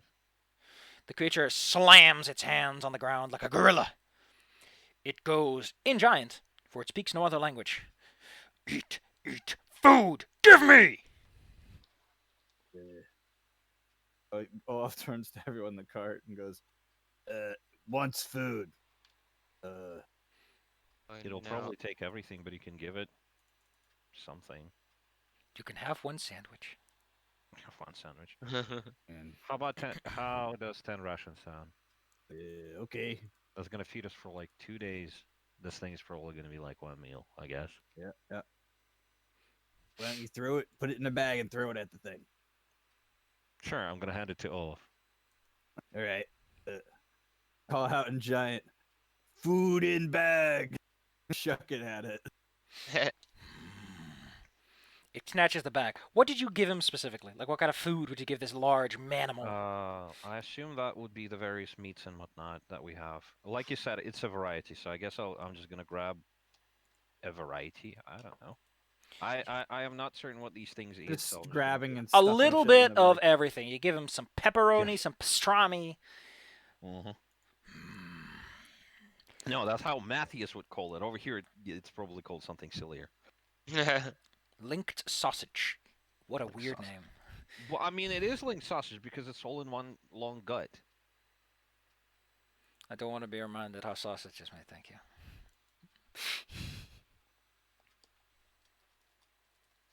Marvelous. He looks at it, gives it a sniff, and he looks at you again, and, you know, as large creatures tend to do when they are fed once. He's like, more. Yeah, I didn't think that was gonna work. Full but it was a good cart. shot. Right then. Looks like we're gonna have to feed him something else, if you know what I mean, guys. I appreciate the quick shift Although I am. in gears. Oh my gosh. Well, I mean, if it decides to be an asshole, then fuck him. Tried to be Yeah, nice. yeah, To super be, rude. to be fair, we did try negotiations. Yeah. See, I tried talkie first. Now I do Hey. smashy. I agree. My God, Alright. this is gonna get flattened. Hey, Marvelous. Olaf, it's 4 a.m. Time for your flattening. It's time for the periodic smooshing. Not Yes. smooching, smoosh. Flattened. You are pancake. You're a pancake. You are itty bitty pancake man. So Olaf will smile, a cruel smile, and then call out in giant. You can try eating this lady, but you're gonna have to get through me first. You're like canned meat. Anyway, I'm gonna. Well, you decide to antagonize him, and this is the part where I pull this up. Boop. Okay, cool. Actually, I need to save this too so that I can keep them distinct. Cool. I just got it configured because I just remembered it doesn't have lighting yet. Initiative? The scene doesn't have lighting yet, and that's kind of annoying because then you can't see stuff. Oh, wait, no, that's the wrong one. That's the one with the collapsing. And I need the one that doesn't have the collapsing. Da, da, da, da, da, da, da, da. It's a big, scary man. Big scary man with plan. He's a condescending one, apparently. Listen, I don't write the No tokens rules. with vision. Yeah, listen. If you give me 5 minutes and don't leave me hanging, all your dreams can come true. Yay. Now, everything is gray, but I still don't see myself.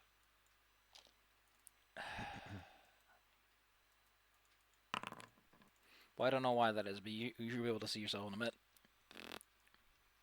Oh, it's a troll, not giant. Okay. Trolls are giants. Jesus Christ, I fucked up. Don't feed the trolls. I didn't realize that. We're fighting a troll. I sort We're of know. fighting a troll and we fed the troll. Now we're gonna be in trouble for that. Why? What happens when we feed a troll? It just gets worse. But I'm bummed. Yeah. I appreciate that you. Olaf, bam. Let's go. Well, all right. So for some reason, it did this stupid thing again where it made me the dog, not my character, so I see nothing. I'm gonna have to refresh the page real quick. Excuse me. Are you what? The dog? Gives me control of his dog every time. Well, Olaf, I appreciate that you're willing to pick up being a furry, but Yeah, you know. Refresh the game, see what happens. There we go. I can see the map now. That was a little bit weird, but that's Okay, I'm gonna refresh. Yeah, I'm seeing nothing. how is this like the second furry joke I've been able to make in my games today? That's a new. Wait, what time do you play for your first game? This one is at 3, and that one is at 10. So like 3 hours before them. No, wait, no, 5 hours before them. Because it's 12. So I assume like 9 hours before now, or 8 hours before now. Imagine Olaf's like in the front, Argus, Yes. yep, baby in the back. Let me give you a little cart to work with. Let's see if I can just get a little. I don't want text in my cart. No. Do you want me to find a token or something for this? I can do it later, not right now. Yeah. Solid fill. No text. Line.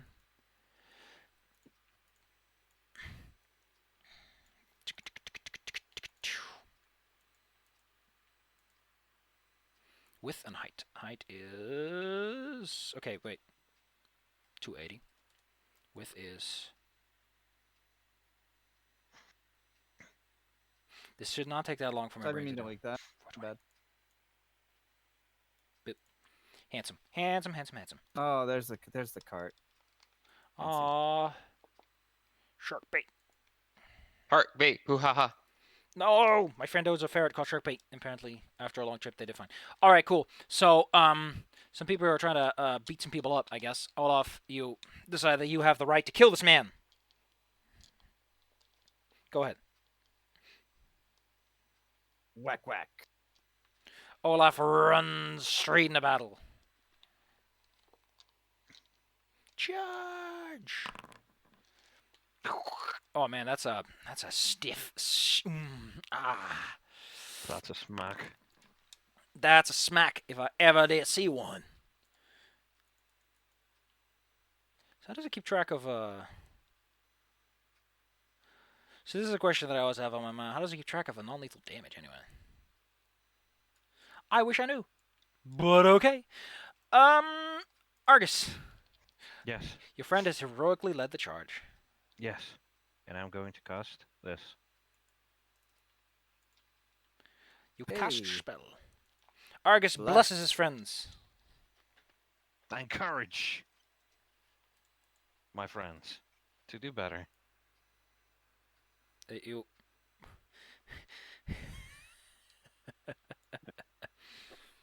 What? You keep complaining for months on end about if only you had blessed. There you go. These guys have blessed. Yeah, I Hell don't know yeah. where it keeps all that stuff, but that's not important right now. You baby bless everyone. Everyone gets a +1 to their attack bonus. Morale! Matthias, Yay. Wonderful. Woo! how could everyone forget your best friend, Rat Boy? Not Oh. right. He goes at the same turn the troll does. Isn't that supposed to be a tiebreaker? Yes. Eh. Well, sometimes you can't break a tie, but you can tune a fish. Oh, but I'm All bummed. right. Nice dad joke. It's not even appropriate. All right. Matthias charges and draws in a single blow. Matthews is going to Yes, clean I one am. too. No, it's not what I want to hit. That's what I want to hit. There we go. What the fuck? There we go. Been a while. Oh yeah, I see. You want to click? Charging. You want to click the action section column. Yes, I did. I did now. The description also mentions a bastard sword for some reason. That's supposed to be happening? That's because katanas are based on bastard swords. Bastard swords are weapons you could technically use with one hand, but you gotta get special points for it. Where's the attack? I'm adding up my stuff. So I'm charging, power attacking for 3, and then adding key smite along with this. Nice, fancy. And hopefully I hit. Wait, samurais are basically paladins? Sweet Jesus. Dang Hold on. That should be 17. It's flat-footed though, so that hits. Hell Why is it yeah. flat-footed though? Didn't make its Oh, it hasn't make its didn't do its turn yet. Yeah, fair enough. No, That makes sense. it's against flat-footed. There we go. Boom. The large gash you make draws blood, but immediately the wound begins to seal itself up again. The creature looks confused as people are hacking at it for some reason. DG, Oh, don't forget your +1 to attacks too. your friends have chosen Uh-huh. violence. Let's go with the violence. For Ask for once. permission this time. Yes. God, good thing we have Ramus with us. Holy shit, that would be terrible. What brand of violence do you inflict? I make Thetis go forward and pounce Chomp. at them. Can I trip this guy? I think within one size category, so yes. As long as he's not huge, right? Yup. Okay, I'm Humongous. gonna try to trip him and bite him at the same time. I'm gonna bite first and trip. Show me the attack. Oh boy. Oh yeah, that's a bite. Ba-da-ba-ba-da-ba. Is that 6 points? Yes. Yes. Okay. Bites him and then how do I trip him? It doesn't really show how to It trip. involves making a strength check against Dex or Strength. Well, he's big and strong, and he also has size, Yep. so... Beat a 23. Actually, your dog can make this. If he rolls a 20 on that strength check. Didn't you? Yeah. Okay, strength check, strength. Chomp. You could Where's do the strength it. on here? It's on the attributes section. And you just Just click click the strength. word strength. The str. Okay, got it. As a computer programmer, it frustrates me. No. Oh. The opposite of a 20. Your dog immediately gets flipped on its hiney. Oof. I'm gonna be conjuring. Ooh, oh shit. Is he wearing any metal? No. He's just kind of walking around with some stuff strapped to him. Cool. Love that. Fuck, I wanted to cast the spell, but you're right there, Olaf. I'm gonna cast Summon Nature's Ally. Wait, what are you not doing? I didn't want to do Flaming Sphere because I thought it would like roll. That's a You rolling cast thing. it behind it. Yeah, you can. The sphere goes however you want it to, and he just bumps into whoever bumps into whoever. Oh, Yeah, you can okay, yeah. behind it. Yeah. Flaming sphere. I want to cast Flaming Sphere on it. Also, it appears wherever you initially cast it, which is anywhere within 30 feet. Anywhere 120 feet. Jesus. Yeah. 130, Yeah, Yeah, when actually. it, A ball of cast it fire right behind practically it. falls on top of his head. Bonk. boink. That's my how'd you head. DC 14 on reflex. He makes it. Shit. I think this Is it- is. You still take half, I believe, right?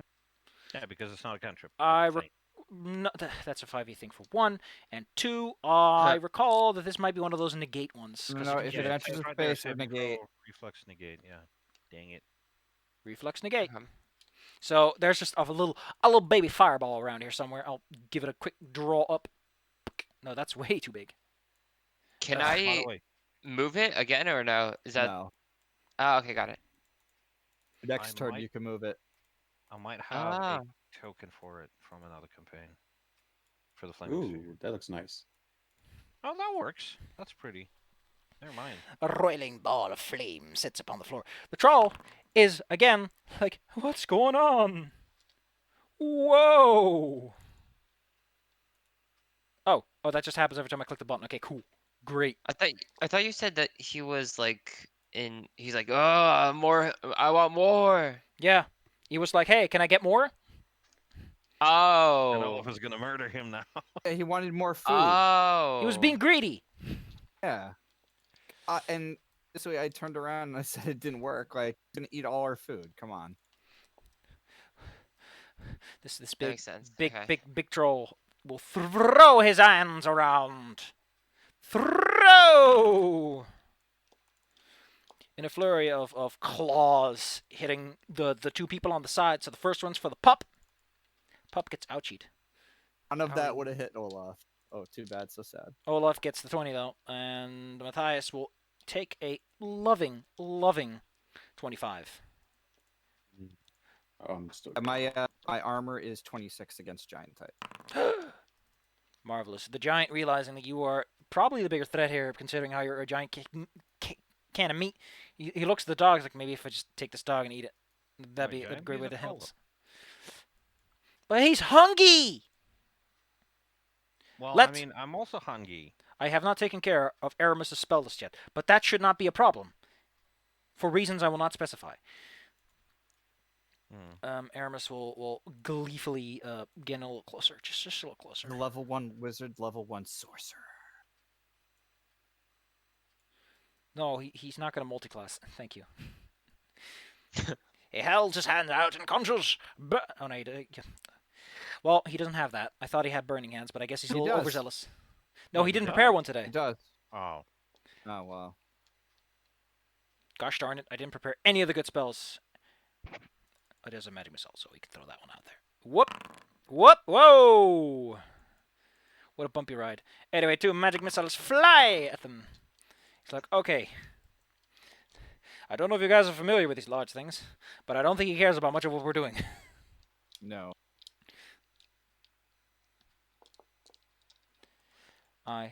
What was I going to give him? Olaf, it's your turn! The large confused creature is flailing around itself, trying to get some space.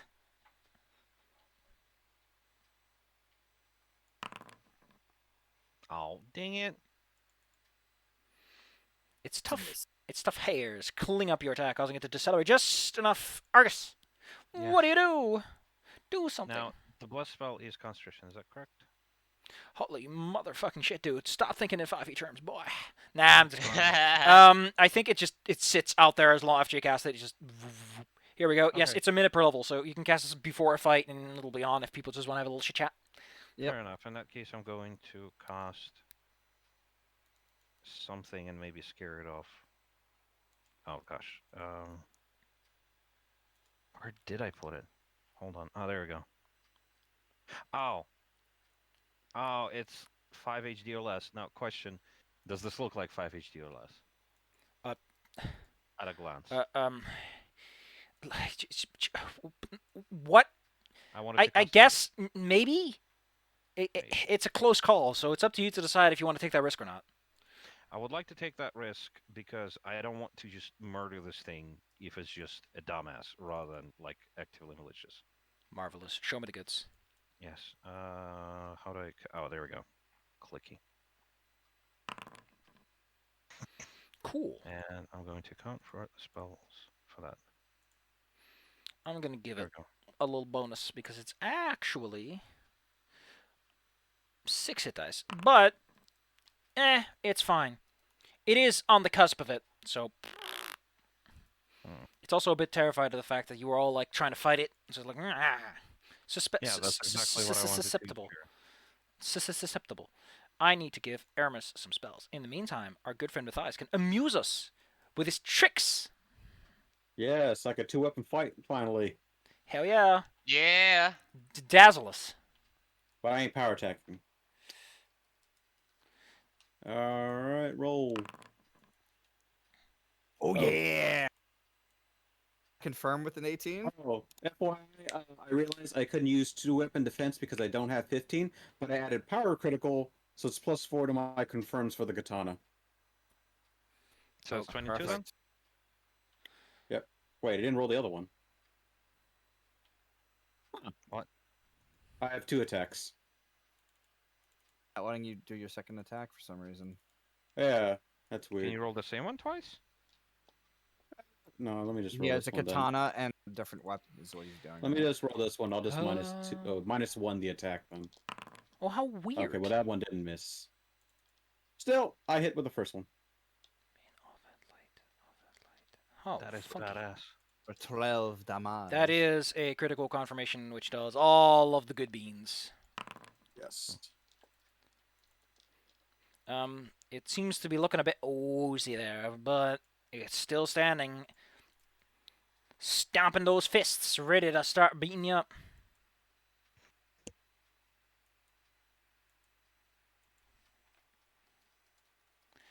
DG. I'm gonna conjure another wolf to help my wolf. Oh yeah, the wolf. You're summoning wolves. See. How am I going to stop some mean Mother Hubbard from tearing me structurally superfluous new behind? Use Blort. wolf. Give us some And if flanking. that don't work, use more wolf. I'm gonna try to trip him again. Excuse me, you asked also something? Yo, your wolf has to make the attack roll first. I think somebody asked Right. something. I'm sorry. 10 points damage. I was reading Flaming Sphere's description to see if Oh yeah, then I can as my move action I can move it to a hover over. Yes. attack. you could slam it into him again. Yeah. Bam, bam. Just Is drive that into where its you want to ankle. put your wolf? You what? Is that where you want to put your wolf? It could have gave us flanking. Well, okay, cool. We'll just say that it's over here then. No, on the opposite side of the. Yeah. Yeah, opposite side. Yeah, there you go. Perfect. Run Yeah. around the Rosie. Posy. Oh, he failed. Did he fail? Strength Failed, checks yeah. first. Yeah. DC is 14. Then so he it's- Oh, succeeds. so oh, he he made makes it. Pass. Okay. Oh. Never mind. No. Flaming Sphere is 15 because it's level 2, so it's one higher than summon animals, which there. Yep, it's DC 14. How is that possible? Yeah. DC is Wouldn't dependent on level, right? Yeah. So it'll be a second level spell will be 12 plus the ability modifier. So What's your casting Oh modifier? shit. Yeah, my wisdom is +2. Oh So yeah, it's you 14. need so 14. Yep. So it Yep, matches. 14. So the math is right. Okay. Makes it, breaks it. Yep. Does So it saves. does Blasica help with us at all? Oh yeah, she has spell focus conjuration. That's why the conjuration spell is a bit better.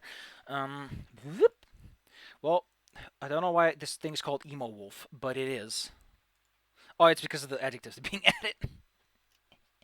Does spell oh, never mind. Does spell conjuration do anything? Like add Let a me DC? double check.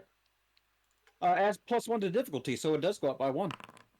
15. He didn't make it. There you go. Hey, there you Flaming sphere is evocation, not conjuration. Damn. I tried. Marvelous. Anyway, moving on down the line, the troll. I love that part. That's so neat. The troll focuses its fullest attention on the gentleman in front. Oh, it doesn't have a full attack on the quick bar? Okay, that's just great design there, thanks. Olaf gets barraged. Clank, clank, clank. That's amazing. But he knows how to keep a troll at bay. Oh man, that's a heavy hitter. The troll feels discouraged, and he should be, because Aramis remembers that he does in fact have the perfect spell for the situation. See, again, he's an evoker. He likes big shooty spells. And what's a really annoying wizard shooty spell? It's Scorching Ray, our good old friend. This, always a fun spell, really. Well, first off, he needs to roll me that a touch attack roll, as I scratch my head. His ranged is 3. How the hell did you do that? go. My God. A Horrible. ray of fire, which, by the way, touch AC is very easy to do on large things. My God. Bruh. He rolled a 1. That's what happened. I like to imagine that the ray of fire just goes straight through the flaming sphere because it catches his eye at the last moment. Ah! Watch where you're shooting at, wizard. Olaf. Scorch me beard. The troll looks alive, but also tired. Though you're not physically killing it, you are exhausting the reserves it has to fight as you force it to bleed and regenerate.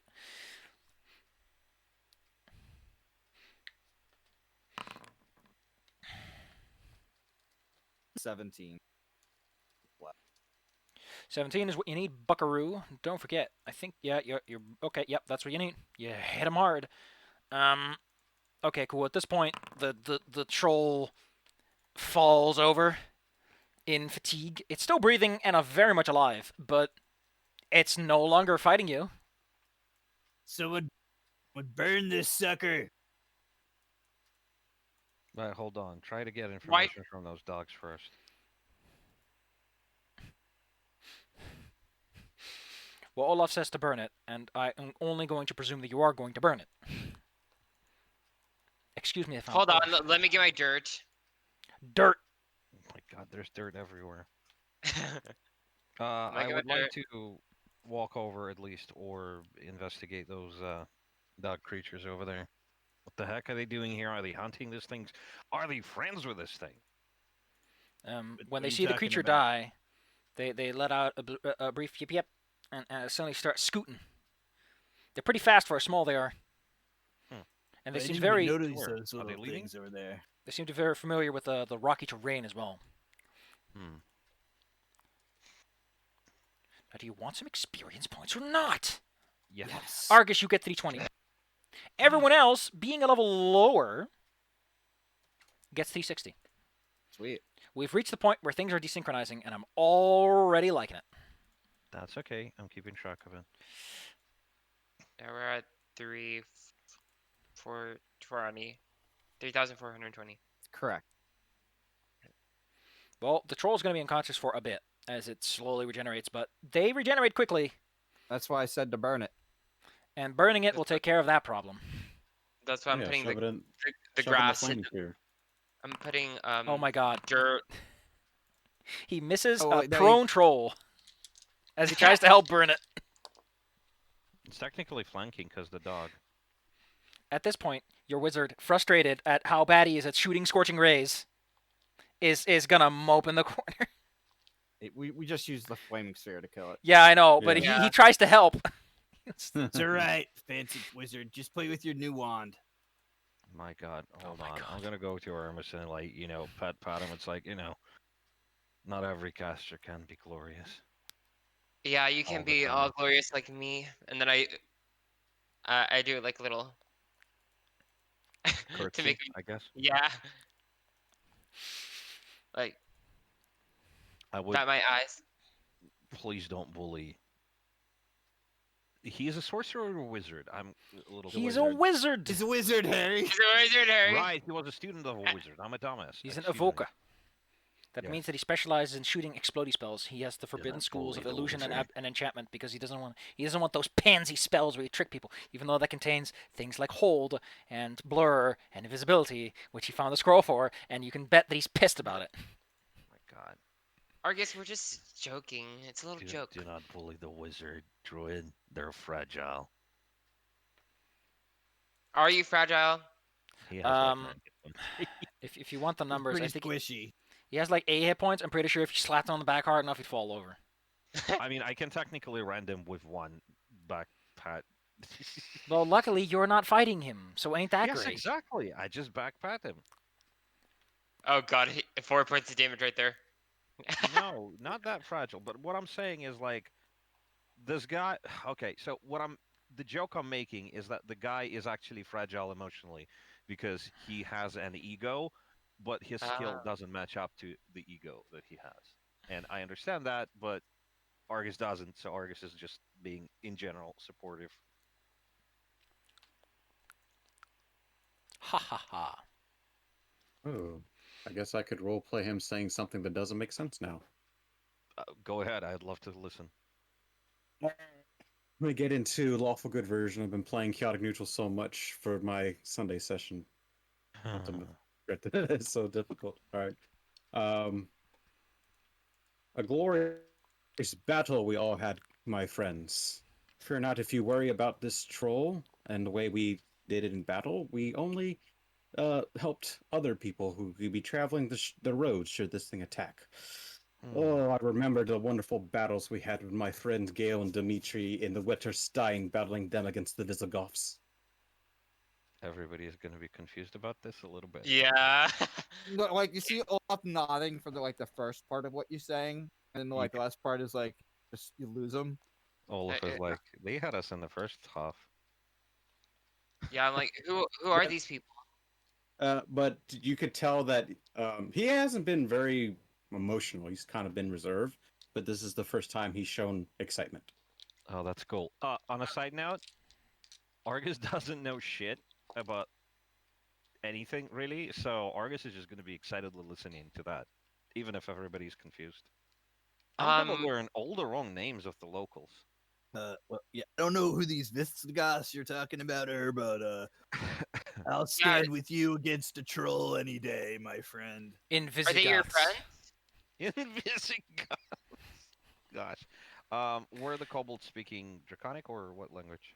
They didn't seem to be saying much outside of like battle cries and exclamations. So who knows what they're speaking? Fair enough. I thought maybe I might have overheard something. Made some sense. I don't know. No, they were not Just talking about how regular they didn't talk about how you were smoochable. They weren't gossiping. That's not what I'm saying. What I wanted to discern is whether or not they're what relation to that troll they have. Like, were they hunting it? Were they following it or something? Sense motive to get a hunch. Yeah, sure. You give it a once over. Your gears in your brain are turning, but how rusty are they? Wink, wink, flutter, flutter. Ooh. Oh wait, no. They were running Oh, away no. from the damn thing, you idiot. They were running away. Fair enough. That makes sense. Yeah, we're just making the habit of rescuing kobolds, aren't we? I mean, they're also green. These were blue, I think. I really don't care about these hyena creature thingies. Good job, horsies. Didn't run away from a troll. I'm proud of you. Armus, you okay? Yes.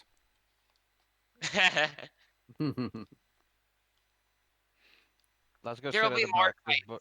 This book. Back in the cart, wizard. Oh my god. I'm not a portable artillery you can stow away when you're done with me. He's a human. And he sits in the back anyway. I'm distinctly not a human, in case you haven't been paying attention. You know what I mean. He has feelings. Yeah. He's the devil creature thingy. He's red. Armus, want to read this book? It has pictures. He takes a look at it. If it's that necromancy book, he'll open it and probably see like some skull with a variety of instruments sticking out of it. And he's like, I don't know if this cheered me up or not. Just imagine your enemies. Just imagine Olaf like that. If anything, I appreciate the artistry that goes into so very finely detailing the contours of the skull fractures. You soon arrive at Sage and Dulcimer as he Excuse sits in the back wondering what the hell's up with Argus. It's like I'm not portable artillery. Still sits in the back sulking. Yeah. As you I go down like the road, this guy. I like this guy a lot. I don't want to get it. I don't want him to get hurt or anything. that I troll could paid have him. torn him in half. Excuse Literally. me. Oh yeah. Well, I mean, I can tear him in half. Argus pats him on the back. Don't worry, I'll tear you in half if I have to, but not that I would. I mean, if you would prefer, I could tear you in half before the enemies do. Consider that a friend's promise. Exactly. Dulcimer Oh, is yeah. a fantastic city to behold. A city that You know- sparks the imagination, for it is made of rock, yet many of its rock structures are painted. Some are made out of solid stone, as if carved out of rocks that stood there for ages. Others are made out of stones, bricks, and other assorted. But all of them share one trait. They are smooth, straight, and painted beautiful colors. The walls that surround it can only contain the largest of its spires by firmly clenching down. At the gates stand heavily armored individuals who probably get paid far more than some of these buildings cost, considering they hold the safety and security of an entire town of thousands of people in their hands. There's hustle and bustle at the gates, and the closer you get, the denser the traffic gets, until eventually you are confronted by the fact that the traffic here doesn't seem to be entirely human most of the time.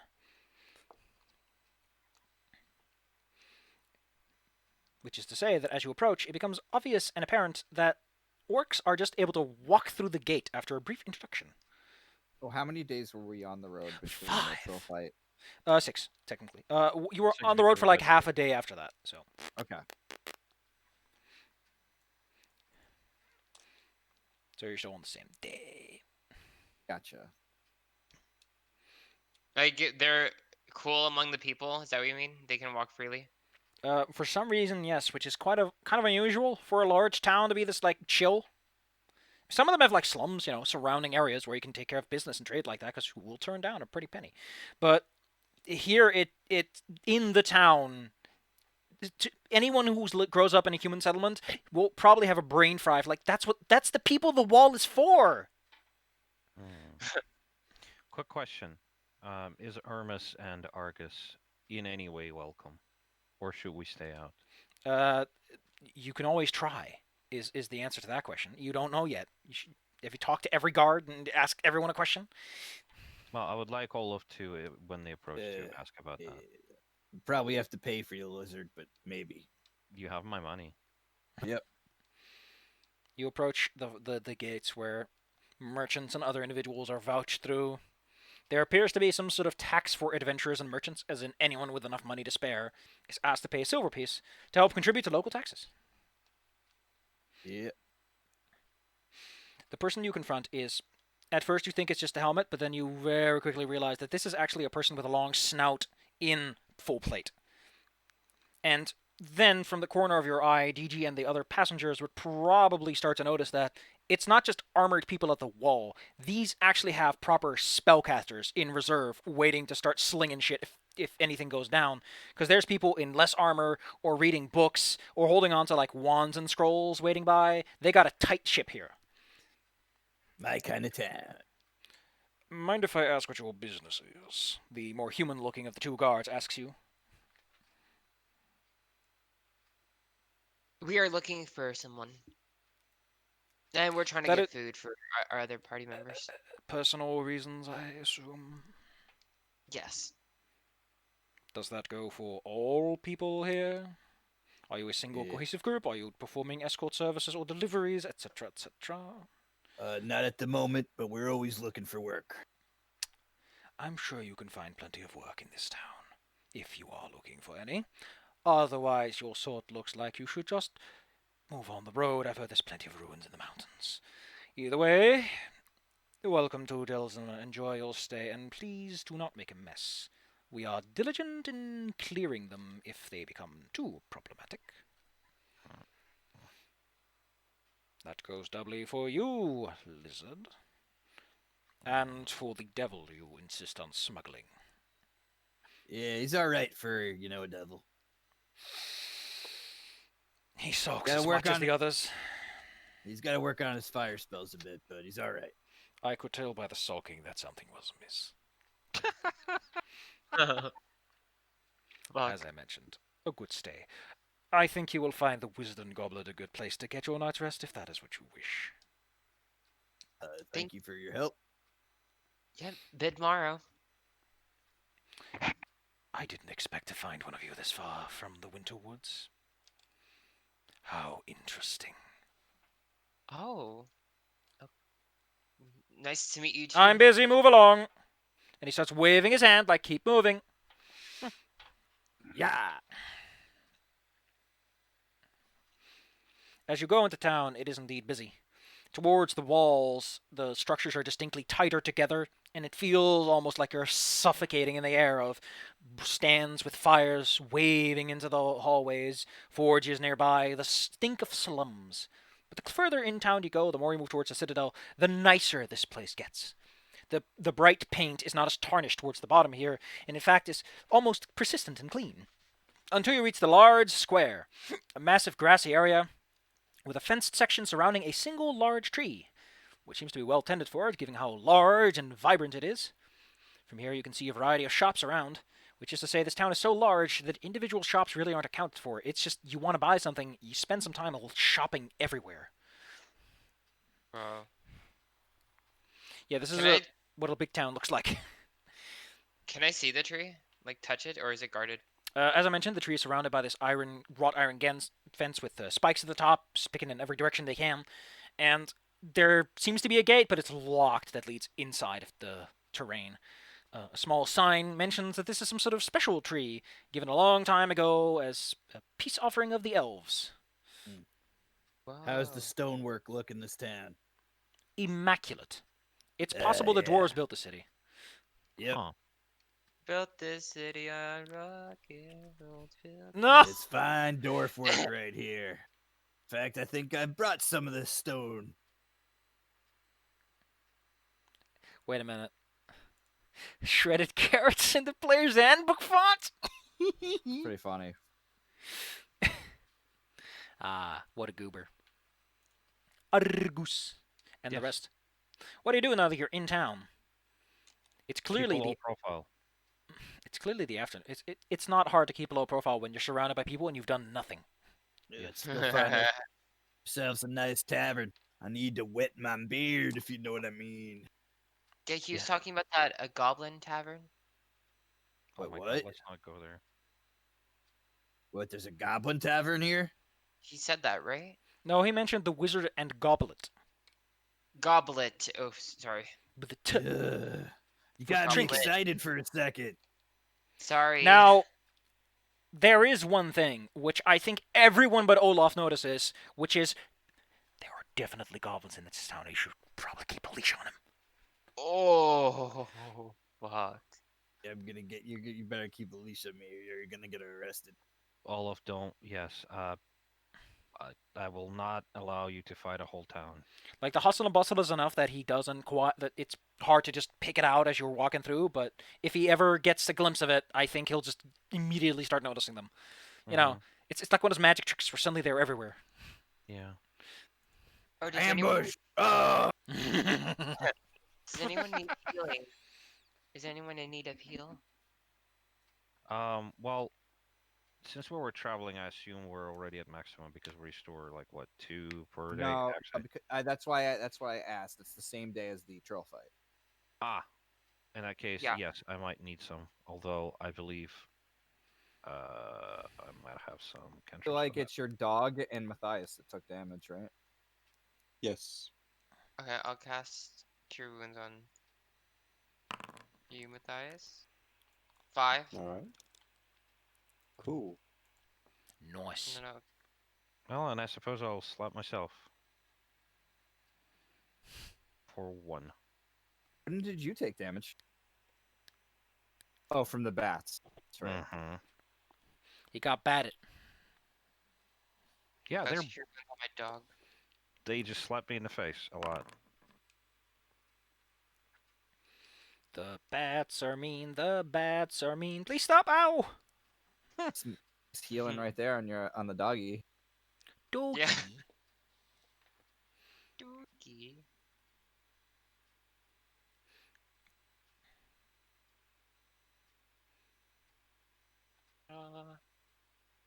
Okay, how much are you down, Matthias? I can cast 5. 3, 2. Okay, I'll cast 2 more. Cure minor wounds. Okay.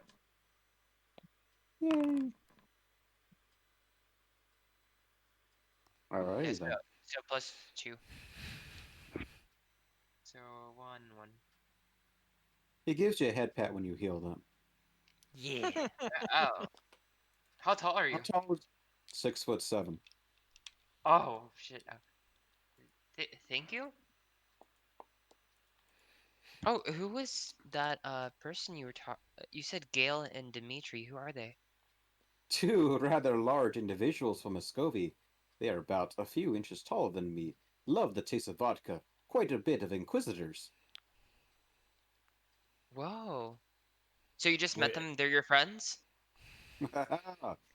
Served well in many battles. Where are they now? Dead.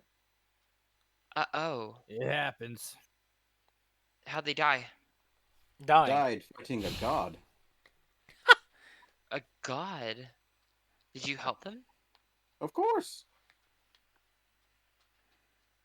Are you having this delightful Yeah. discussion in the middle of the street? Well, problem Uh, is we're all on the cart, I assume, so we can have a conversation on Yeah. it. Yeah. That's right, folks. Welcome to Olaf Circus. Devil, lizard, crazy lazy, crazy guy, dwarf. Yeah. Dorf. Olaf, you say such simplistic interpretations of all of us. You should simply state we are from different countries. It makes it quite easy. What's a country? Yeah. I wouldn't be telling people that you fought a god. I like Yeah. you, but Oh, that's cool, but like, you know. Disrupting the natural way things are supposed to be is really cool. Yeah. A plus Ah, on the coolness scale. The then local. simply I am from Saxony. It's just fucking god, man. This is so fascinating. I love it. I'm gonna listen to his stories. Fuck it. So you've been It's standing nice. still for a moment, and naturally, eventually, a street vendor goes like, "Is he a bard or something? Because he keeps saying some really funny stuff." Oh. His stories are figured interesting. it out. I'm no bard. I know many a bard who tell quite lavish tales. Ooh. Well, okay. Well, sure. I guess people can know, but you just talk about such weird things and never heard about any of them. It's bard talk. Adventure. One must travel around to get many tales, otherwise you hear the same things over and over. Sure. Um, want a smoked salmon? Of course. I want. Argus, he sells you a smoked salmon for a couple of copper.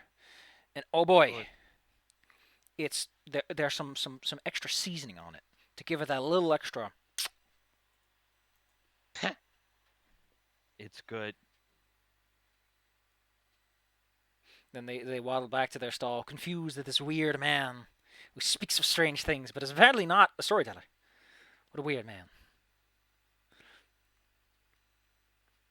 Oh well. Well, what do you want to do? You should probably find a place to sleep, unless you want to sleep out in the under the night sky and get bothered by guards all night. We're like, hey, don't do that. It's illegal. Go to the slums if you want to be bums. We can go to that goblet place. Yeah, let's go get ourselves some mead. You make your way over to the Wizarding Goblet Inn, which is luckily not too hard to find because it's on one of the main roads and just off the main square. Did it have the parking spot?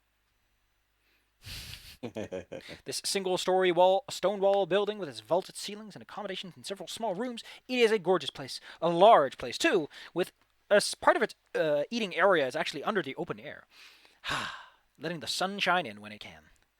A tall lady appears to be running the place as she scoots around. Some of the food appears to be moving on its own, until you notice that it's these small animate whirlwinds that carry it around. Those are cool. Fancy. Yeah. A druid? Mm. Could be a wizard with like invisible servants or something of the sort. No, these are definitely elementals, because visible servants, unseen servants are a bit more subtle than this. Oh.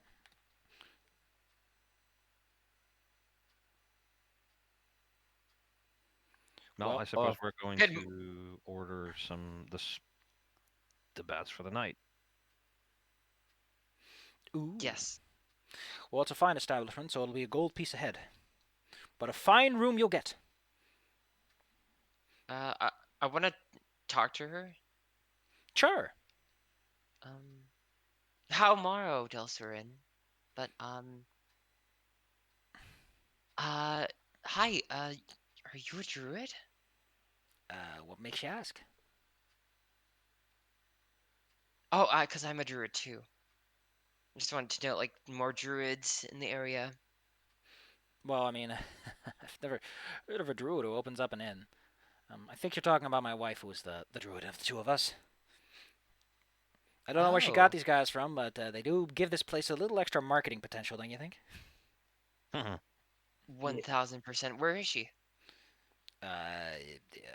This isn't like one of those druid revenge or position scams, is it? Because last druid who came No, by tried to kick our ass for something. no. Just to say my greetings.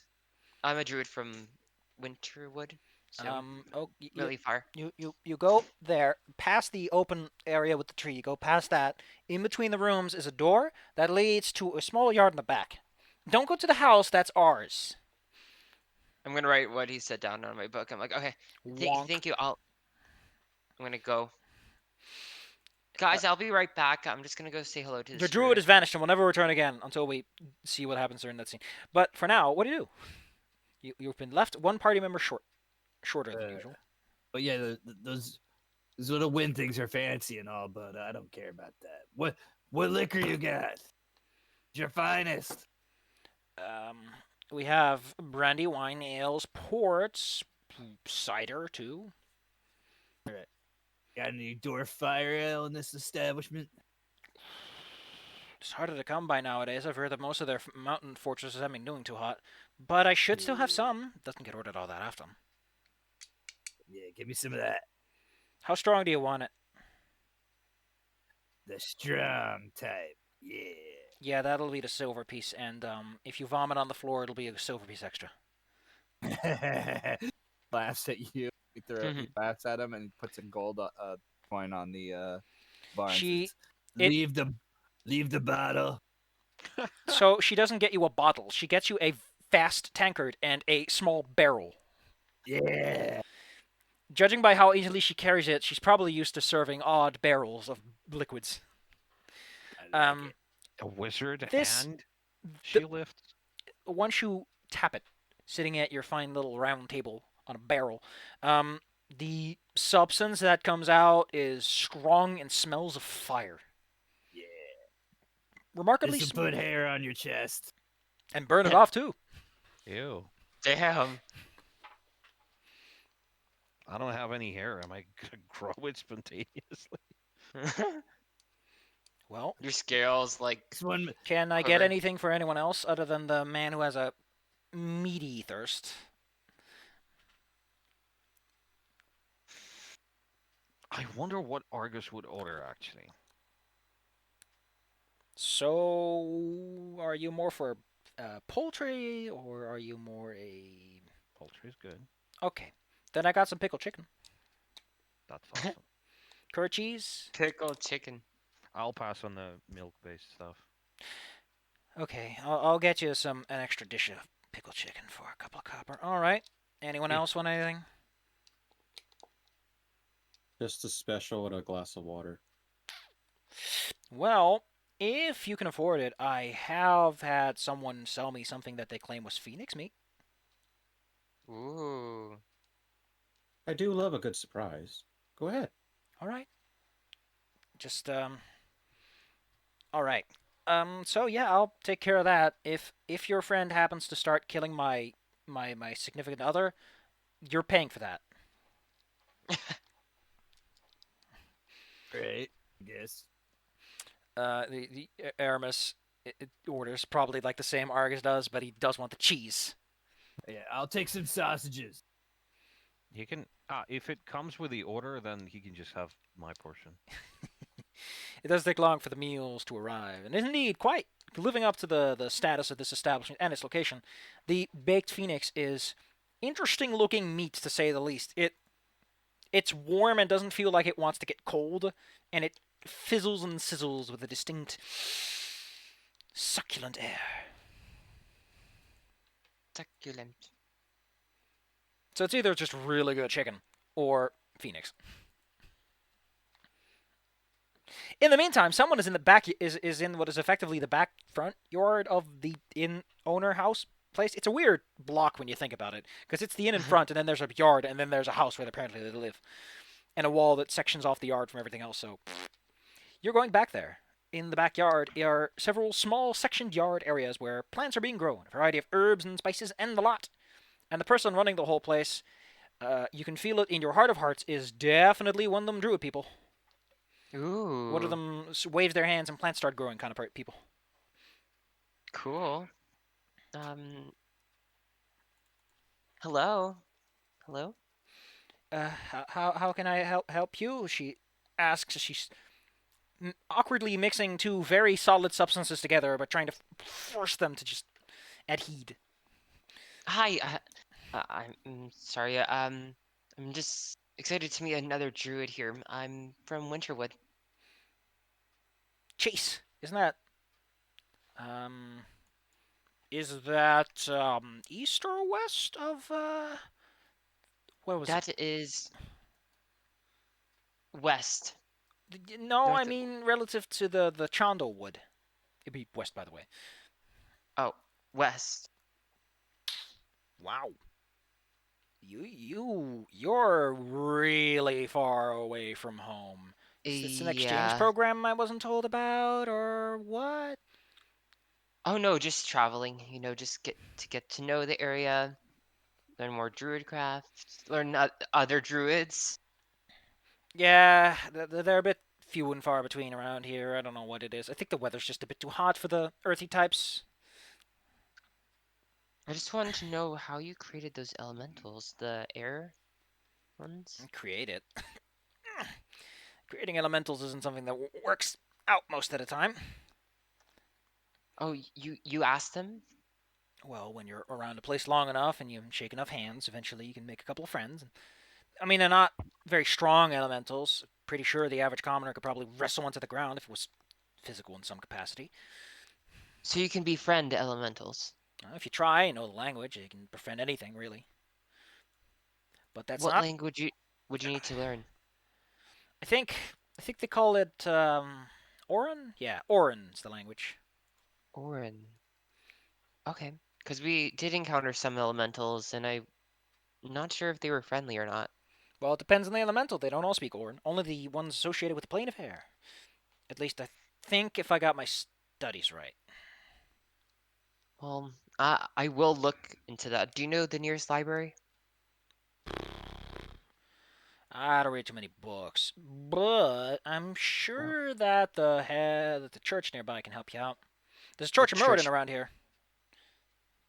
They have a Church lot. of what? Church of Morton. You know, that dwarven guy? What about him? Well, he's the god that the church worships. The people there are more well-read than I am when it comes to the books and places around here. Thank you so much for your knowledge. What's your name? Manila, if you must. Manila. Thank you so much, Manila. I'm gonna say you're in, so I'll see you around. Hey, if for some odd reason you happen to ever go westward again, there is a little thing I need taken care of. She wiggles around a bit and takes out this. It looks like a seed pod. It looks wooden in structure, rounded, has these seams running along the sides. Could you just take this anywhere west of the landrise? Is it dangerous or? Oh, I have no idea. I just want to get rid of it. Oh, perfect. Okay, yeah. When we go west again, then. Yeah, I don't know what the deal's with this thing, but I've been told that it's cursed and I can't get rid of it unless I go west of the landrise. But good luck. Most of my duties tend to take me south to the knolls and whatnot, or at most to where the orcs are hanging out. Orcs. Yeah. If you meet any along the way, just say that there's a sanctuary for them in Winterwood. Geez, you're sure it's Winterwood? I think Delsmer would be a better place for them to hang out. Given its proper city Either and all. or. Yeah, I do like the sanctuary vibes in here. So yeah, I'll I I'll let wouldn't, them know. I wouldn't call them sanctuary vibes. I would sooner say that there's something going on around here this just happens like this. Oh, so it's like normal. I mean, I've not been here long enough to know what it was like before, but from what I heard, cities aren't like this. So, just always makes me think every time someone brings it up. Kind of like an itch you forget about, and then someone brings it up, and it's like, So, Interesting. you're just traveling, you said? Yeah, just like doing jobs with my party members, you know. You any good at that, or are you just a wandering type, just looking at things? No, we're pretty good. We defeated some goblins. We're on like a goblin spree. We just killed an orc on the way up here. He was really An like, orc? was it an orc? It was a troll. A troll, sorry. It was a troll. Fancy. I mean, this isn't a quest I'm offering you. Let's get this out of the way. This isn't a quest, but I've heard of one of the cities in the mountains falling recently. It's collapsed in on itself or something. Survivors told me that there's plenty of undead down there somewhere. So hey, might be a place to do some good if you're just looking to look around. City like that, freshly collapsed, probably plenty of stuff to pick up. Okay, what's the city called? Wasn't really paying attention. They were mostly just talking to my wife. Maybe you can get the name off of her. Okay, yeah, no problem. If you want to gossip, you can try to get a proper rumor out of her. But at this point, she's like, "Listen, I'm busy with all these plants, and they are not cooperating."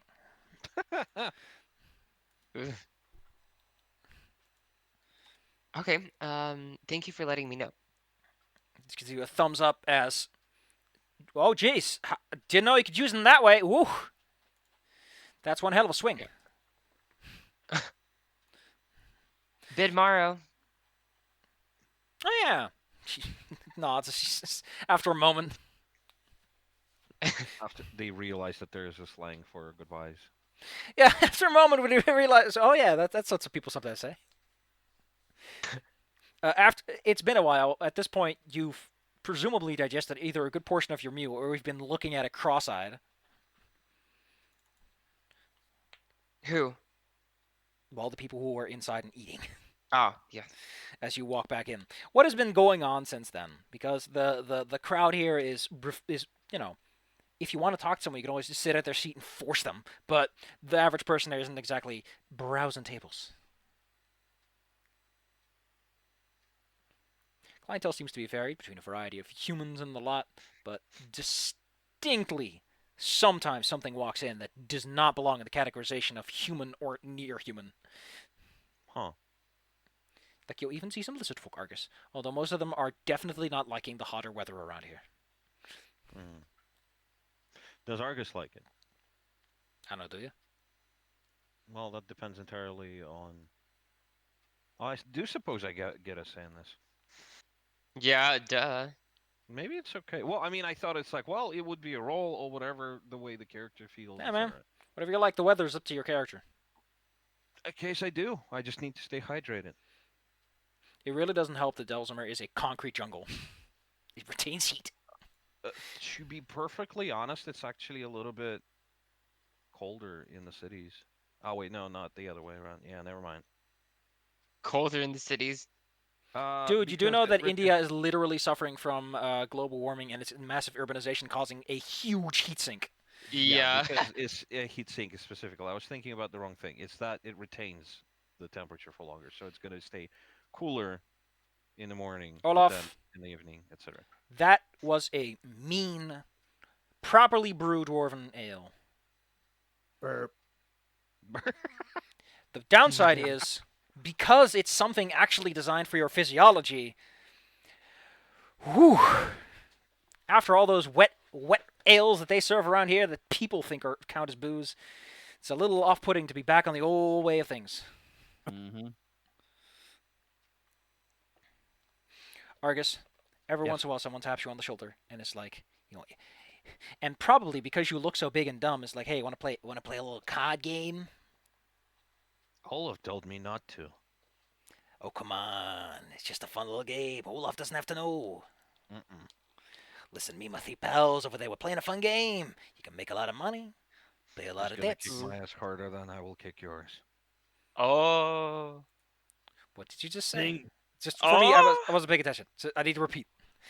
What I'm saying is, Olaf will kick my ass harder than I will ever beat yours. Oh. But I have all his money. So And, well, like, I, you could- I have a bunch of copper, so You I do can have play with copper, yeah. that. But I'd rather not, because again, I don't have the experience and I don't trust myself to roll well in this. So I would rather err on the side of caution. Well, you know what? If you want to be a buzzkill, you're free. You're free. Belgium is a free town, free people. People are allowed to be people. Monsters are allowed to be people, and I guess that means you're allowed to say no to a perfect business opportunity. Yes.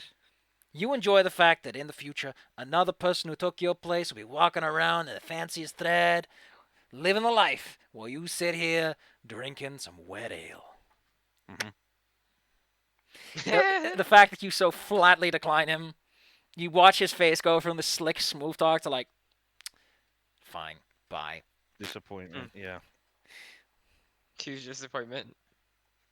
It's like you dumped him. As you walk I- back, Lady Druid, you can definitely tell that the elf serving people is like very relieved that her wife isn't screaming in combat. So that's nice. I do a thumbs up across the room. I'm like, see, I didn't kill her, you know. What's that? You killed her? No. I don't want to pay. Oh, Olaf. So, there's like this city that has fallen, and then I don't know where it is, but like the druid lady told me about it. Manila told me about it. Right. There could be. I do want to like go over there because there's like dead people.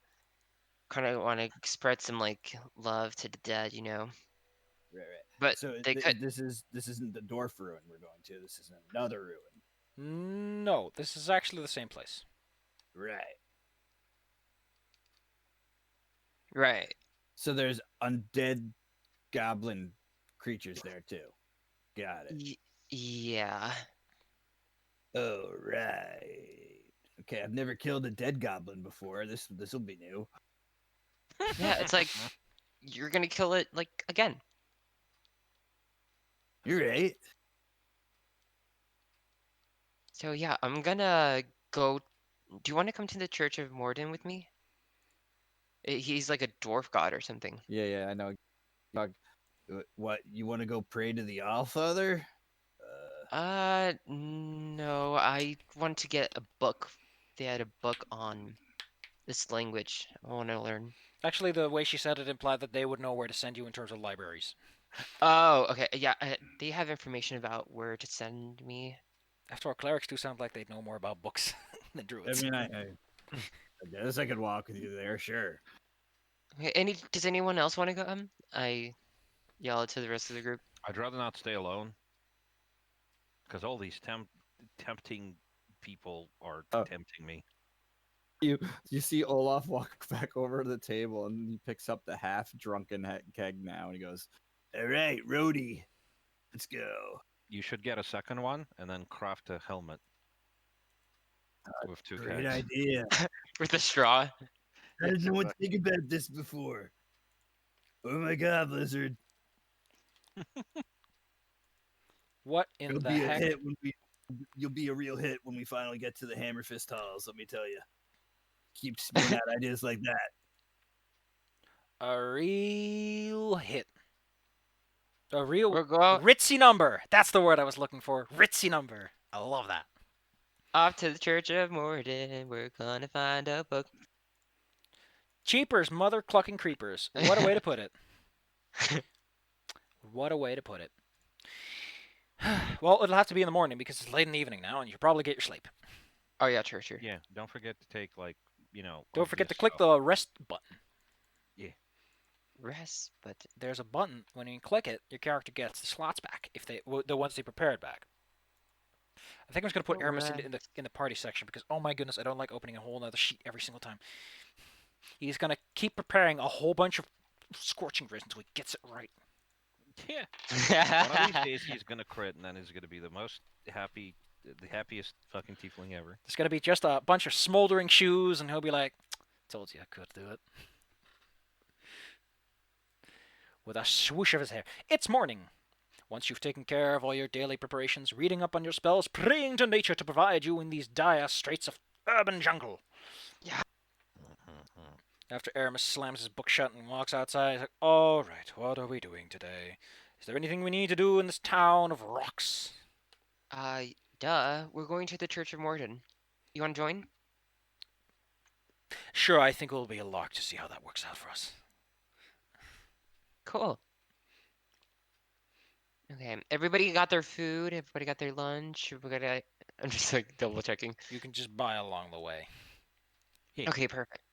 And along the way, what? Sorry. And what you can buy: honeyed bunches of dried berries, variety. Ooh.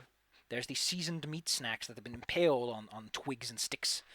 They sell everything on the go because this is a city. Things got to keep moving, and thus people exploit that desire to move by selling tiny bites. What's amusing is I believe they recently discovered an actual drive-through in like ancient Rome. Yup. We would pull up on a cart and get some food. That was funny. The Church of Morton lives up to the fact that it is a dwarven god in a city of stone, because it is a fantastic, if somewhat angular, cathedral. Well built. The land surrounding it speaks nothing short of competent skill and effort. A mass of people congregates, for it is morning, and they are gathering for the morning sermon. The person at the door is a stout dwarven lady, who, judging by her robes, must be the most important person around, or directly below the most important person around, because you don't wear fancy golden silk robes like that, with all kinds of flashy modern iconography, without being important. Do they have a beard too? Shh. I don't think Samara had one. Fair enough. Maybe she shaves it just so that she can get into the robe a bit easier. I remember Samar. Oh my god. Anyway, you're at the church. What do you want to do? Talk to anyone who can give me this information, or look like find a person. Clergy. Marvelous. You can give me some gather information. In the meantime, Aramis is like, okay, let me show you something. You'll find it hilarious. Please don't kill people. And he takes you close to the church, and he's like, okay, now you're not gonna like this, but he sticks his arm out close towards the church, and you watch fire spread over his arm. This white flame, and he pulls it back, and he's like, that's how much they don't like me. I stick my hand in the same fashion. He waves his arm a bunch of times to get the remaining specks off. He's like, I really should stop showing that off. Did it actually hurt him? Yeah, they actually hurt him, but... Oh my gosh, that's dedication. I'm going to stick my hand out the same way he did. Well, unless you start cursing Murden's name, I don't think he's going to start combusting you alive. Well, I don't want to get combusted, but I will just stick it out. A minor clerk runs over, is like, Please don't do that. You can't just stick your arm in places like that. Don't mess with the hollowing spells.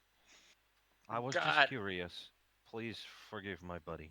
I can explain to you the fine details as to the hollowing and sanctification of this chapel. But they will require that your friend stay at bay. He's kind of not welcome here, even if they are welcoming Dulcimer. Dear Gigi, you walk around a bit, ask some people, and find a individual buried in a couple of books, all of which appear to be, judging by the cover, if you can read Dwarven, you can make out all of them, but for the most part, they seem to be reference materials on Morden and specific prayers throughout the ages. Someone's doing historical research. You wanted to ask about a library or a book. This seems to be a good person to ask, because they at the very least know where to get them. Okay. Hello. Hey, I'm not, the sermon is over there on the benches. Oh, no. Can I help you? Yes, I noticed that you were, like, studying things. I'm reading, yes. Yeah, so I'm wanting to study things, too. Are you I was illiterate? wondering. No. Oh, no, I thought that's what you meant, that you wanted to learn how to read. That's what most people come to me for, at Well, least. I wanted to read. There's this new language I wanted to learn. It's called Orin. There's a moment where she thinks, and it's like, Orin, why do you want to learn the language of the sky?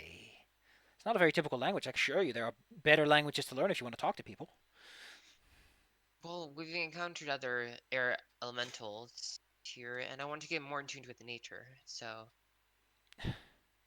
Well, I guess there are some reference materials on the basics of Orin, but I can assure you that a reference book will never quite match actually speaking with a native speaker. But if you do want it, I think there is a trader nearby that has a lot of books. You might be able to find a copy there for sale. Unless you you said live in town, I wouldn't recommend going to any libraries. Most of their policies are in-house only, so can someone buy it for me? you can buy it yourself. Is Right. Okay. And another question. You said native speakers. yes. Where are they? Are they here in town? Oh, I mean just using the language in practice and getting some proper feedback on it. You know, talking to an air Oh. elemental every once in a while to keep those skills fresh. Oh. Yeah, I plan on befriending It's one. very annoying when you speak Draconic with a heavy lisp and not enough grumble. Or so I've been told. And then there's the Celestial, the part where my voice is not high enough to hit those high notes, and I really don't like that the local Azamar keeps telling me that I can't do it right. Hey, at least you have like a lot of language knowledge, you know? Well, I have to. I do most of the basic studies around here, and I tell them what they want to know, I answer questions, and look things up. And their stupid Oh. Celestial yells at me and tells me that I got the A's wrong and the Y's wrong. Okay. Do you know where I can find this book? This is You said this, you said a library. this is the part where I pull out a name out of my butthole. I was Abracadabra. gonna ask his name. Steve. Steve. Your name is Steve. There's a shop called the Naga's Quill that apparently has random books on the double. Naga's Quill. Thank you so much. What's your name? I would much prefer that you just leave me to my study instead of asking me for things Oh. like what my name.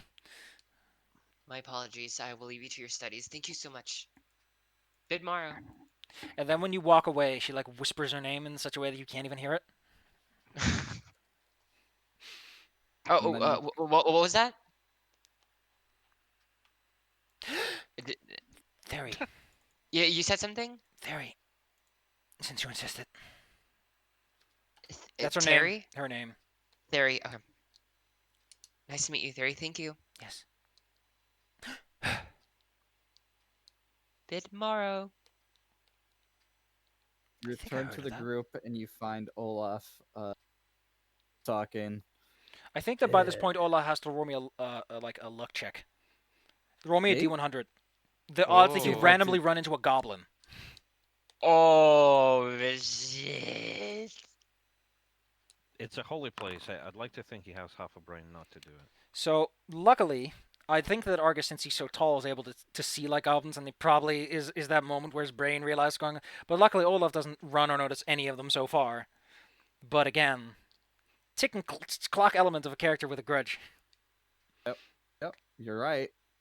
Are you actually He wouldn't going to- second guess it, by the way, of killing a goblin in a dwarf temple. View it as honoring the gods. I, at this I will point- try to stop him to the best of my ability because this is suicide. Yeah, pretty much. But at this point, like, Wouldn't when it be honoring them Fedora- by killing them? Yeah, I guess so. I don't know. But you when you find Olaf in the group, Olaf's like, Yeah, the All-Father, every dwarf worships him, but Hanseth is more my god. If I see Olaf start vibrating, I'm just gonna pick him up. I'm just gonna carry him outside. The church, by the way, is about to start closing up the doors and take care of the sermon and all that when suddenly the lady who was guiding people in walks over. All right, I got a question for you, dwarf. Oh. What are you doing standing outside? All for this temple, not getting your ass in there. Uh. You're gonna join? You want to go see him? I ask Olaf. What? You don't go in there to see God. They're If you having want a to see God, ceremony. you buy It's a some of that sermon. magic grass from druids. Or as your type might call it, where we say abracadabra abriskidoo. But I assure you, it's about the heart. It's about knowing what's right and doing what's right Yeah. Yeah. and learning Morden's teachings. You druid. You want us to go to the sermon or just I don't want no Olaf? tree hugger in there Oh, just because she feels okay. obliged to. I'm talking about the dwarf who thinks he can stand outside of Mr. Man's temple, thinking he's big enough not to come inside. I should probably pay my respects to the Allfather. You Though probably should. hence, that's my god. No, don't let me be the judgmental person, but it looks like that metal you're wrapped in has kept you alive. Might as well thank the man who gave it to you. That's true. Chop chop. Samurai, could you please take a look after him? Of course.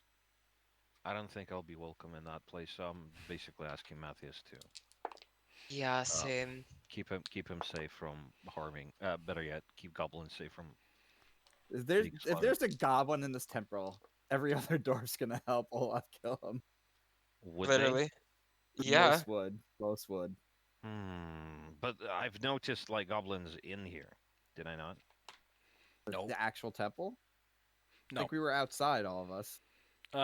There was a goblin who asked like a cleric for something, but you didn't listen in on the conversation. Might have been just some directions.